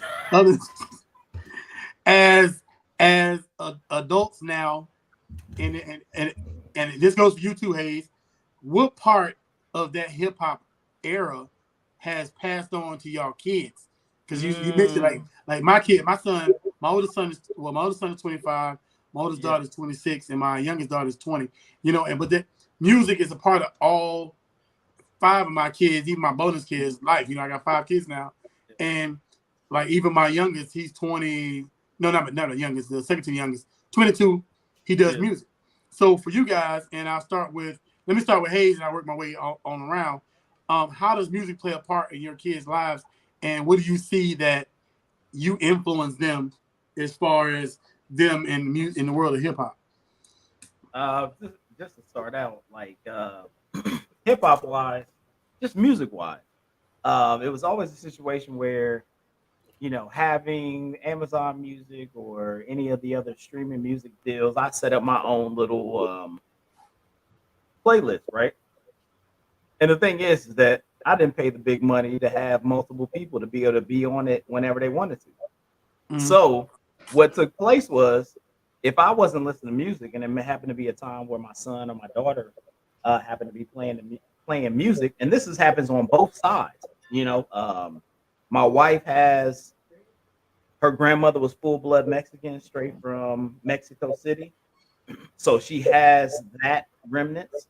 So there is a situation where my daughter, she kind of sides more on my mother or on my wife's side, where she'll listen a lot more Mexican type music and things of that nature, soft dance, all that jazz. My son, because we only had one, I would make a playlist. A lot of the stuff, things that I like. My son, top deals. Always hear him play, and I would hear it, and you would get this situation because you experienced this when you was in your room when you were young, and you had your own radio and your own speakers, and you would turn the music up. Your parents may not say nothing because you was doing your thing. You was in your zone, and he was like, "Yo, I turn my music up. I'm studying or whatever." My man was listening to Outkast. He was listening to Tribe Called Quest. Okay. The Busta Rhymes, and it was one of those things where when I would hear that, and he was upstairs, and I'd be like, "Yeah, my man knows what real hip hop is." And the thing is when he would listen to those things, and he would be like, "Hey, Dad," he would come downstairs, "Hey, Dad," and knew whoever it was would come out with something. He'd be like, "Man, he's like that Outkast, that Tribe Called Quest. Like, I've been listening to that Tribe, like that's dope." He's like, "Yeah, they're way better than the dudes coming out now, like rap wise." And I'm like, "Yo, that's dope." Like, you know what I'm saying? You be like, "Okay, cool. Like, I feel you." And we can sit in the car and listen to some old school hip hop, you know what I'm saying? Old school to him. Yeah. My vibe for me, you know what I'm saying? And he's like, "I feel you." You know what I'm saying? Even though he has stuff that comes out right now that he can go like, "Yeah, that's what the kids in the high school and stuff like that." But it's not a situation where he's like, "Oh, turn that off," or "I don't like that." He's like, "That's a vibe." You know what I'm saying? Yeah. We listen to Two Dope Boys in the Cadillac, and he's like, "Hey," you know what I'm saying? Like, I wish I knew what that Cadillac was like. You know what I'm saying? Yeah. Hitting that in that 80s caddy, you know what I mean? So that was one of the things that was the benefit of, him listening to my playlist and us only having one, you know what I'm saying, one profile for that playlist. It was like, guess what? You got to listen to what I listen to. So it was no different than when I was young and my mom would be cleaning, vacuuming, and Luther Vandross would be on. Yeah. Or you know what I'm saying, Kool and the Gang is on while she cleaning the house on Saturday, and I wake up in the morning to some eggs and bacon and Luther Vandross in the background, and I'm like, yo, Luther be doing his thing. That's a good memory. You know what I'm saying? So yeah, go ahead. Yeah, I did my thing. Go ahead, Cliff. Okay. Cliff. Man, look, man.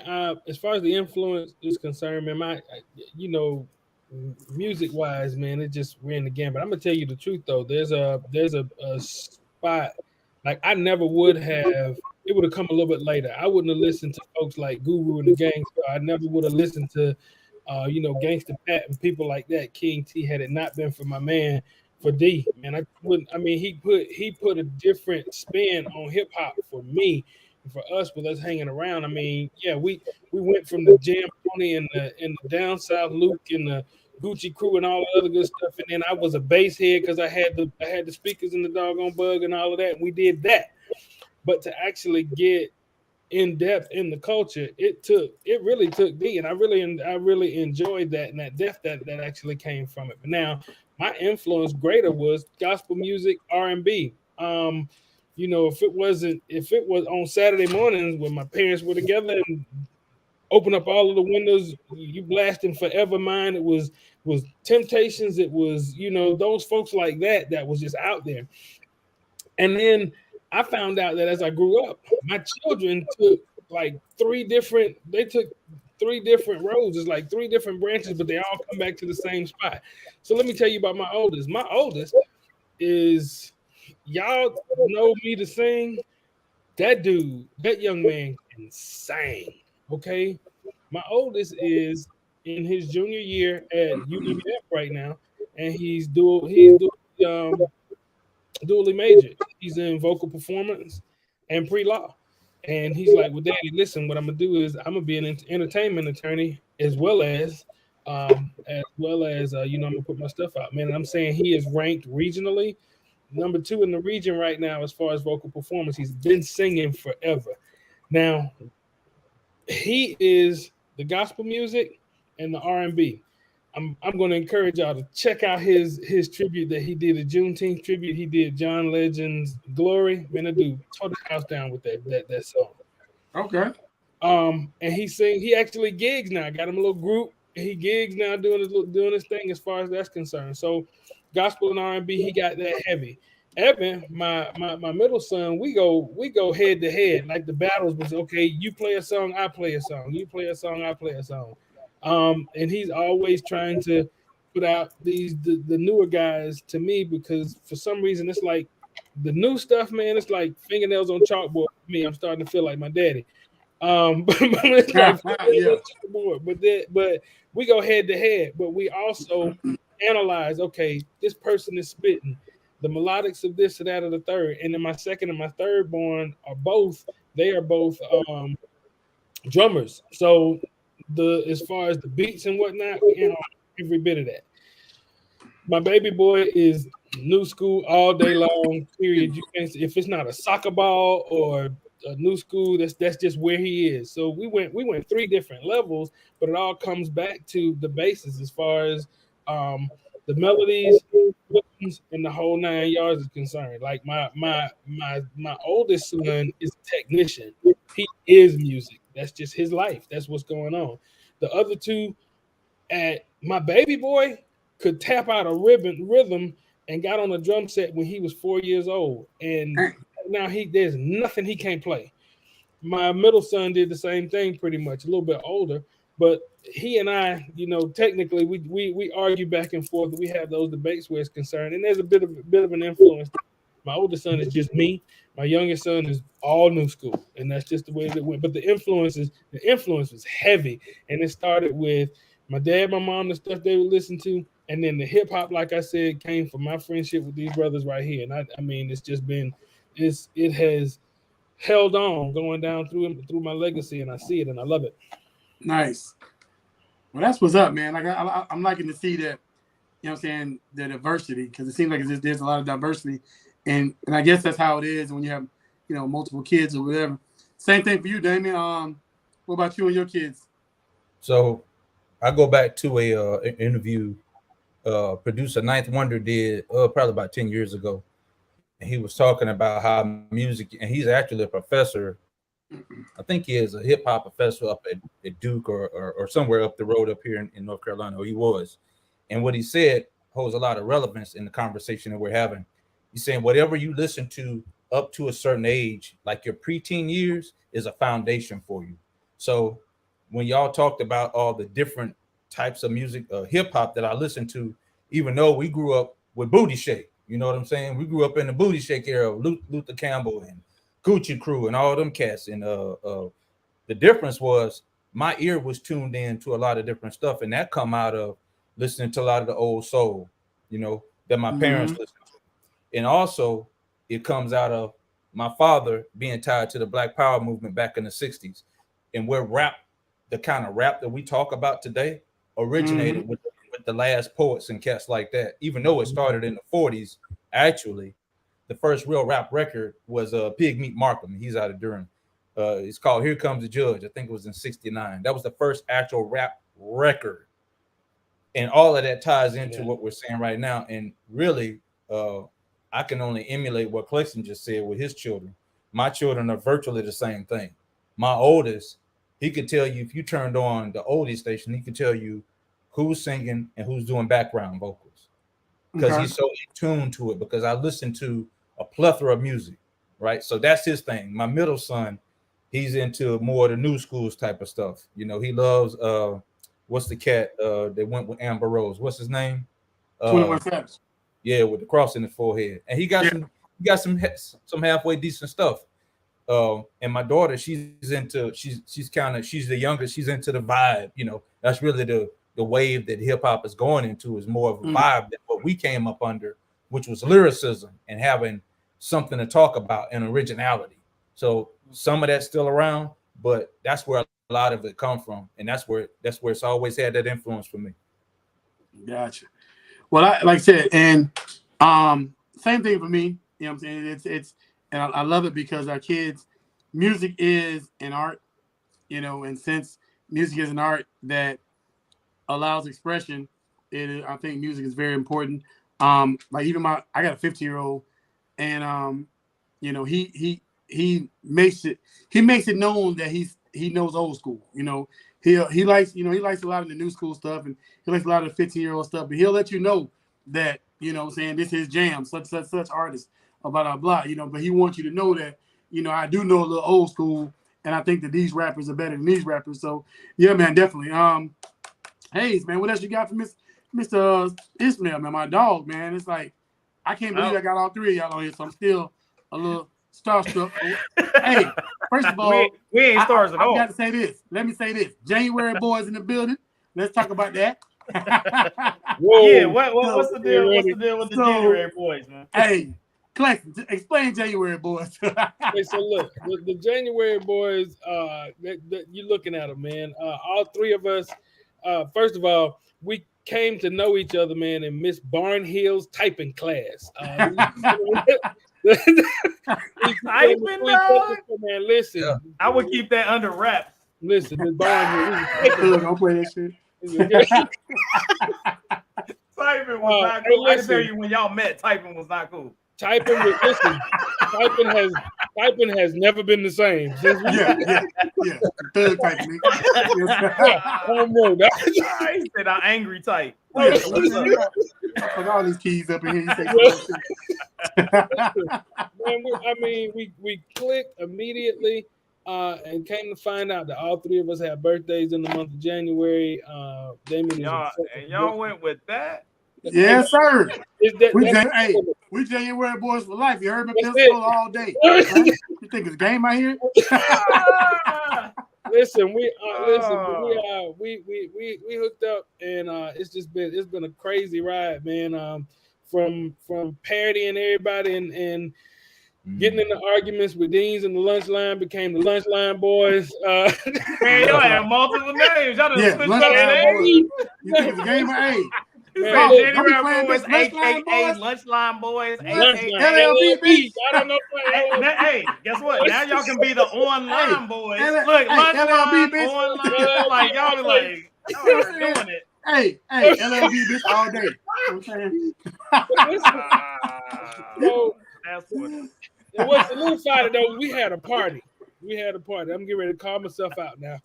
Oh, We had a statutes party. and limitations, man. Man, listen. We had a party. One of our good friends, Kim, Rosa McCullough, and her parents, man, with that, everybody loved us, man. And it was like their parents were ours. Kim's mom and dad were daring enough to allow us to throw a party at their house for our birthday. I bet they regretted that. Oh, no, yeah. we had they did regret it. Anyway, All day. we got in that party, man, and had a ball. And D was DJing the party. First of all, D, we were afraid that he was gonna walk off like he did in real life. He said, "I'm out of here." But because a bunch of put on your galoshes and go get them. Bunch of folks showed up, but we didn't even know the whole 9 yards. But the house was like packed, and it was we were actually concerned about making sure that these people's house was not. Yeah. So after D calmed down and started spinning records, then D played one of my favorite songs by Magic Mike called "Drop." Now, just in case you don't know, I'm not the smallest individual in the group. But the women, the young ladies at the time, didn't know that I had a little bit of dancing in me. D kept playing this song. We dropping, and when we drop, we just like get down on the floor back and pop back up. Now, I didn't have any more drops in me. You just passed out. But Brother Lofton, the girls were watching. Yeah, he done fell out. Rajim said, "One more time, dog. One more time." So I go back and I hit the floor. Bam! Now I'm laid out. I laid out on the floor. Now, not to be denied, I just went ahead and wiggled on the floor. I just wiggled on the floor. Oh man, that's big. That's big guy abuse. Man, look, they was abusing you, sir. No, Rajim, come on. You got to know how many times. You got to know how many drops you got in you. Yeah, you got to go first. I went one drop too far. You got to know your drop limitation. You know what I'm saying? It's like you got to know. Man, listen. I mean, when I'm talking about a valuable friendship, I mean, we ride together, we jump out at red lights together, we cry together. But everything that we've done, man, these two dudes right here have been right there with me, and I'm right there with them on all of it, man. We've gone through a whole bunch in life, and like you said, Rajim just said it, man. It's just like whenever we get back on the phone, whenever we're in the same spot, it's like we picked up like it was yesterday, even if it's a long time since we see. Yeah, I had some situations where I've gone radio silent for some time, but my brothers have never let me down. And that's what forms this January boy bond and this January boys for life. I don't care who says what. We ride. There you go. Hey, LLB for life, bitch. That's right. LLB. Oh man. No doubt, for real, man. Hey, so we gonna keep it moving, man. Mr. Ismail, welcome to the Men Ketchup podcast. And guess what? You gotta go through the gauntlet. It's called respecting your debt. Respect your debt. Talk to me, sir. What is that one album? We're gonna start with album. What's that one album that you can't let go, that no matter what you're gonna put on the deck to play? What is that album, sir? Illmatic is it's another one I put out too. I can't remember exactly which one it is because I got so much in my head, but Illmatic and there's another one that just comes to mind, which is Stevie Wonder's Inner Visions. Those two right there. I can push play and they can just keep playing for the rest of my life, straight up. That's classic. That's classic. So then, since we got Illmatic on the list, go ahead and put that down. Illmatic, everybody listening, Illmatic's on the list. All right, so talk to me right now. What's that one song that you got that you could be like, you know what, I can listen to this song on repeat for the rest of my life? What's that one song? So it for me, it's by however I'm feeling and what I'm trying or the thought process I'm trying to get into, where I need to go. So, You know, when I want to hit the gym or I want to go lift some weights or even I want to go for a jog or something, I get basically to the crunk music. I go to crunk. Okay. Crunk has its There you place go. in hip hop. It's All a very right. important place. I wish it would come back to a degree. And that's Yeah. you know, that damn by Young Bloods. Yeah. Oh, hold Damn by up. the Young Bloods. Put my stomp on it. Hey, hey, Yeah. hey. That's the That's joint. my joint. That's Young my Bloods joint. be getting busy, That's the man. joint. The That was 85 the is joint dope back too, though. The They 85 is calling dope. me. Oh yeah. When Back they in first the street. no doubt. The other one, I know you're waiting if, for daddy. You won't be long, shout it. Be That's patient. right. Cause I'm coming for Patient, you. Oh, that boy be gold, dog. That jump yeah. cold. And you know about that, no doubt. Yeah, that No jump doubt. cold. And if I want to just sit back and relax or whatever, or really get into a deep thought process, I got to go to J Electronica. Okay. It Yeah, escapes Jay be me the going. name He of the be song. going. Oh yeah, it almost anything the brother done put out, you know, it'll Jay get nice. you to thinking. Yeah, J Electronica. Okay, for sure. okay. Jay Electronica is nice for sure. So, all right, so we got some what we said. Damn, that's a good joint. Some J Electronica. We talked about Illmatic. So now we got to go with what is your go-to don't stop, get it artist that you be like, yo, this dude put out something, and people could say this mug is straight ham sandwich trash, and you would be like, nah, I'm getting it anyway because that's my dude. Who is that person that they come out with something? Who's that artist that you like? I'm getting it no matter what, and I'm gonna find the gold within the shit, even if they put it out. Talk to me. Who's that person? It's a few artists. One of them, straight off the top of my head, when you're talking about hip hop, is the GOAT. And people can at me all you want to, and I'll kill you with anything that you come up with, and that's KRS-One. He's the GOAT. He's the GOAT. All right. Okay. He is the GOAT. So he routes Mount Rushmore for sure. Oh man, when I look at people saying Mount Rushmore, I'm looking at people above that. There are people that are above Mount Rushmore because they don't belong in that stratosphere. Because even with the stuff that he put out today, it's still dope, and to me, it's relevant. It's just not relevant to the kids, and I get it. Without a doubt, when you talk about hip hop, you really ain't got to dig too hard to find something with that brother. You know what I'm saying? And when you talk about artists, I look at the artistry. Kendrick Lamar is one of those artists. He's an artist. Yeah, he is an artist. You know what I'm saying? I agree. I can't leave out those who sing as well. You know, there aren't many right now, to be quite honest with you. So I got to take it. You got to dig. Yeah, you got to dig hard. So I go way back. You know, Sam Cooke. I go back to those days, and Marvin Gaye, of course. You know, even the blues. You know, Bobby Blue Bland and those cats. You know what I'm saying? All Bobby Blue Bland. Yeah, man. Yeah. Now, Bobby Blue Bland. You got to scratch the beard on that one. Bobby Blue Bland. I got to scratch the beard on that. Like, you know what I'm saying? That's what I'm talking about. That's way back. Well, okay. So we have officially respected your deck. We have respected your deck for sure. So we really appreciate you. So happy that you came through. Bless us with knowledge. Let us know all the aliens that are out there. Told us when we was wrong. We seem to be wrong a lot. You know what I'm saying? So, hey, gave us some research. We got to do papers now. Wendy wants us to turn those in. You know what I'm saying? Like, it's fantastic. I'm so glad that you came and hung out with us. It was fantastic. You gave us a lot of knowledge. You gave us a lot of insight. Respect your veteranness. You know what I'm saying? I'll be with you there here soon. You know what I'm saying? Retiring, man, representing, going through that, serving. You know what I'm saying? Even though there are things and hurdles that this nation got to go through and got to get better at. You know what I'm saying? Those that still do their due diligence for the land that they in. You know what I'm saying? Got to show all the respect and all the blessings to all those people that be out there doing that thing for you. So we really appreciate you, Mr. Ismail, coming out and hanging out with us. Once again, everybody give an applause out here.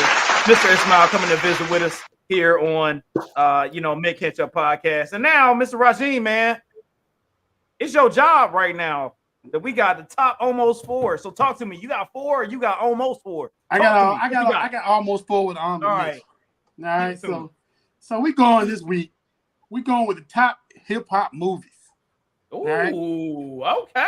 Look, you know what? I like when you think, baby. Hey, I like when you go deep. Let's go. Let's go. Hip hop movies, and I'm saying hip hop in affiliation, whether they got a hip hop artist in it, whether it's affiliated in any kind of way with the culture.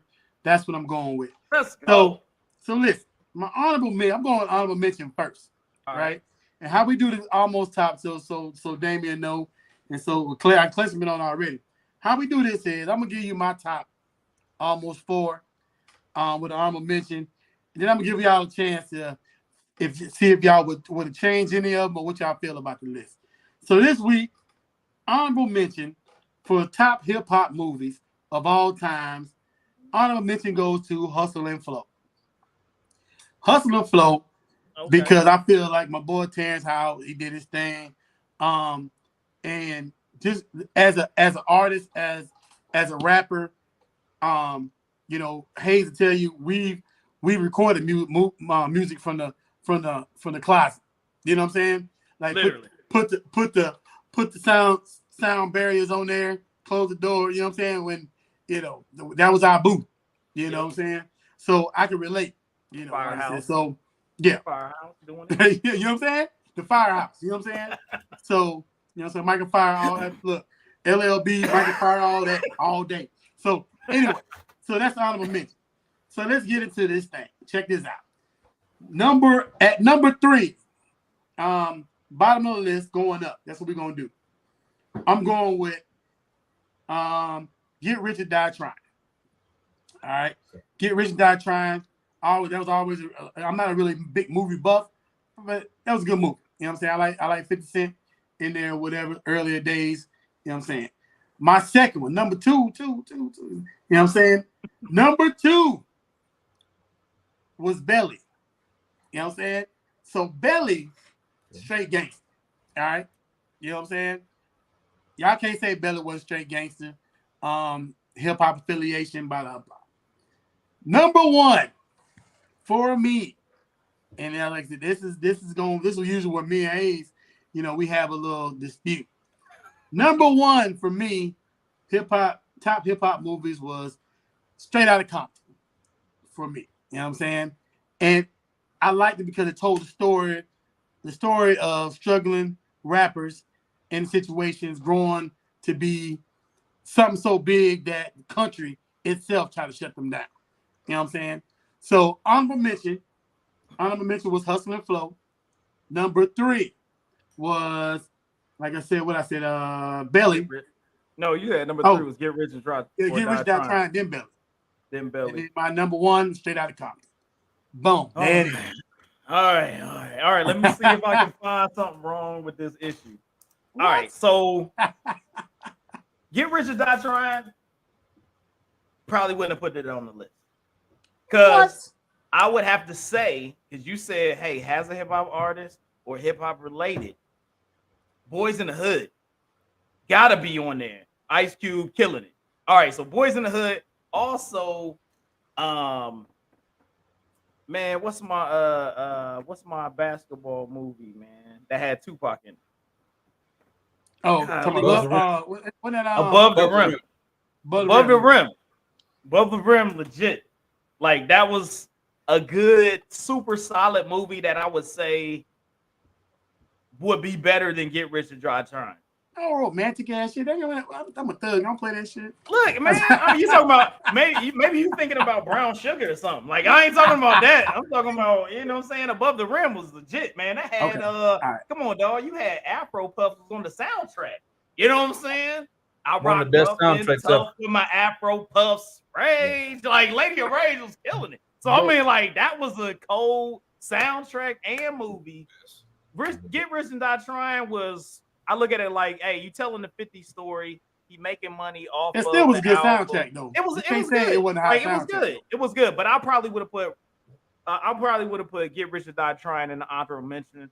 I would have added for sure Boys in the Hood would at least be like number 2. So Belly this probably I get dropped. had Boys and Men on me. on my Boys in the Hood. my list along with Menace to Society, Ooh. but that was obvious. That was an obvious choice. You know what I'm saying? So I went with Menace. I went to because the soundtrack. Look. I can't remember the soundtrack for Boys in the Hood. Well, it don't I have can to be the remember the soundtrack. soundtrack for Get Rich or Die Trying. I'm just saying. Look, this is what I'm saying, right? So, in my perspective, I'm for sure putting Boys in the Hood on there. Menace Society, it had MC8, which that'd be the hip hop side. So MC8 was in there. Menace Society was for sure a better movie than Get Rich or Die Trying. Like acting wise, both of them joints acting wise was better than Get Rich and Die Trying. So I mean, they could have been honorable mention.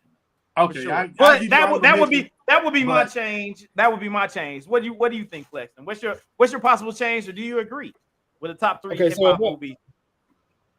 Above the Rim, you're right. That should have been in there, like you said. Now, just reaching back for a month or so, I think that Above the Rim soundtrack should have been in the top 100 albums ever too. That should have been in the top 100. Oh, that joint was cold. Should have been in there. That was tight. I probably would have. I would rank Belly above Straight Outta Compton. I think I like Belly. I like Belly better. I do. I like Belly. I like Belly better. The whole. I do. That was just me. I think, and that's because my choice hip hop wise is really, I think West Coast hip hop ranks lower to me than what East Coast hip hop does. That's discriminatory. Yeah, okay. I'm that. Listen, me. Bring the noise out there, people. Bring the noise, because this dude. These opinions, only. They are not the opinion of Men Ketchup Podcast. Wait a minute. Hold on. We got to put a disclaimer at the bottom. Yeah, you ain't gonna get me shot like Nipsey Hussle. I'm telling y'all this now. I'm not in the West Coast beat. I ain't got nothing to do with that. Player. You know what I'm saying? Again. I'm not even saying that. I love the West Coast. I love everybody too. You know what I'm saying? Can't we all just get along? I'm just saying. I'm talking about the ranking. If I go back to the era since we were children and come up until let's say about 2000s, from the 80s and the 90s hip hop, in my opinion, your harder stuff came from. I mean, melodically, we cool and all that. I love NWA. I mean, you said like you know that we cool and shit, but yeah, everybody. He made a face when he said that. He was like, cool and everything. Did you know Ethan? He took your money. Hey, yo, Ren, tell him what. I'm just saying. That's where it is. Easy owed you some money or something. He was like, dang. $10. Hey, professor. So we got one dude that's trying to rekindle the East-West beef. What you got, Professor? Talk to me. Okay. So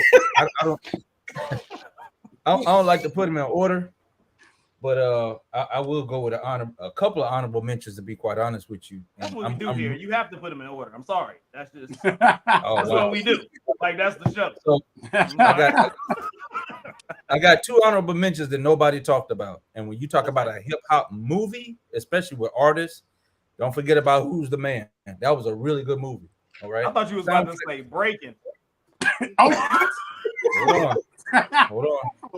on. Hey, when this nigga dancing that broom, bitch, you think it's a game? My bad. Go ahead, Damon. My bad. I had a flashback.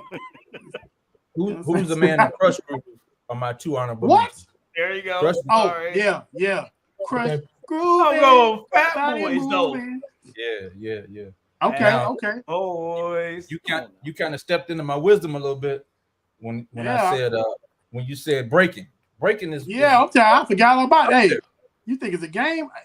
Breaking is up there. That's number 3. Hey, tell me right now, neither one of y'all tied some fishing line onto a broom. It was what? Hey, hold up. Has anybody ever forgot the names Turbo and Ozone? How you get Ozone? Like, that's Special K too. He was You killing think? it. That's right. You can't talk hip hop and you talk about media and you don't talk about breaking. You can't talk about it. Man, Can't do it. I Now, forgot my all number about 2. breaking. I apologize. I forgot about breaking, dog. I'll tell you, bitch. Oh, I was, no. No doubt. Number 2 to doom me da is da, Juice. doom da da. Yeah, Juice was cold too, though. Oh, Yeah, I forgot about Juice too. You are trash at these lists. Shut your ass up. So many. Hey, Clash, you better tell me. I'm LLB for life, bitch. You think Hey, look, hold on. I'm gonna tell you right now. When you leave your own favorite artist off of one of your lists, you get no love from me anymore. Sometimes you got to keep it real. You know what I'm saying? Maybe my artist wasn't the one that was supposed to be on it. You know what I'm saying? Keep it real. Keep going, Professor. Talk to me. Let us know the conspiracy behind these hip hop movies. It's hands down Beat Street. Beat Street is my number 1 hip hop movie of all time. All right. Yeah, he went back with him. Yeah. Beat Street. Because you got to think about, look, the Beat Street Breakdown is one of the greatest songs I ever heard in my life when I was a kid. I didn't know what he was talking about. That was wild to me. When you listen to the end with Melly Mel went off on the Beat Street Breakdown, I was like, wow. Yeah. I fell in love with hip hop at that point. You know what I'm saying? But yeah, go ahead. To Clexton's point, and I think you said it earlier, Brother Lofton, that Above the Rim soundtrack is so underrated. Oh my that joint. God. SWB's on that joint. You got freaking Tupac on that joint, A-Sounds on that joint, freaking Lady of Rage. Like that album 21 was on there. Cold. 21. Man, Hey, 21 Savage was getting burnt by every person on that album. What didn't Spice One have a song on that album? He probably was on there too. Everybody was on that joint. Hold up. Trigger got no heart. I gotta go back and listen. Wasn't Regulators on that joint too? Yes. Oh, hey, y'all remember the show? I'm gonna get that right now. I'm about to put that on my daggone because that album was cold, yo. Hey, another soundtrack. Y'all remember that soundtrack, The Show? The Show was dope. Yeah, that was a very good one. Yeah, right, that was very good. Like Dougie Fresh and all that was on there. Yeah, that show was dope. Yeah, that was cold blooded. Yeah, freaking that's good stuff, man. That's also we didn't name probably one of the better acted hip hop movies. 8 Mile. Yeah, 8 Mile was so literally all about hip hop. It was better. It was well acted. It was a well acted movie. It was a good story, and it was probably one of the first battle rap movies because that was very much about battle rap. True. Which wasn't like really Beat Street. I mean, it was, but yeah, I mean, it was the story of this battle rapper becoming. I know. Look, I know they see their hand movement. I know that niggas see their hand movement all the time. Hey man, he brought up breaking, dog. I feel like breaking like the rest of the show. Dog. I'm gonna be out here like. I wouldn't put 8 Mile. I really wouldn't put 8 Mile in my top almost 4. It would probably be close to an honorable mention, close to one. Honorable mention. Honorable mention. Yeah, honorable. Well, like I said, right now I got Belly up there, straight out of Compton, and Get Rich or Die Trying. We got your list. Yeah. Hey, everybody out there that disagrees with this dude out here, like most of the time, make sure. Make sure you put your comments out there. Look, I love you. You know I love you, Roz. People like, so anyway, there's some bullshit. We've been on this joint. See, this is what happens when you get people that grew up together that be on a podcast. We went on this month for 2 hours. This is crazy. We've been on here way too long. I still ain't ate dinner. I'm about to wither away in this hip hop daggone t-shirt. Hey, y'all. Once again, thank you for coming to visit us at the Mint Ketchup podcast. It's fantastic. You can find me on Twitter at Lofton_Hayes, MKP, Instagram at Hayes Adonis. You can find our show. Join us. Become our friend on Facebook at the Mint Ketchup, YouTube at Mint Ketchup. Roz, where can they find you? Hey, man, you can find me at He the Author on Instagram. Go check out my book, Coma, by Rajeen Hewitt. It's on all your major book platforms from Barnes & Nobles to Amazon, all the way to Apple Books, man. Check your boy out. Part 2 coming out soon. Check me out. Check us out on Twitter. Man, He the Author. He the Author everywhere. And then, check out He the Author at Facebook as well, man. And, hey, real quick, man, before we get out of here, man, these my brothers right here, man. And to have all three of my brothers on here, I can say all three. Three of my brothers, because I got some other brothers out there, including my real brothers, and a couple of my brothers around here in Orlando, man. But to have three people I grew up with, man, like this right here is a monumental moment. January boys, man, lunchline boys all day. Lofty, you think it's a game out here? I'm April though. Hey, can I be in the January boys even though I was in April? Look, you think it's a game out here? We don't play that shit. Hey, You'd be an honorable mention. How about Red that? Lobster, You know what I'm saying? Red Lobster, bitches. Yeah.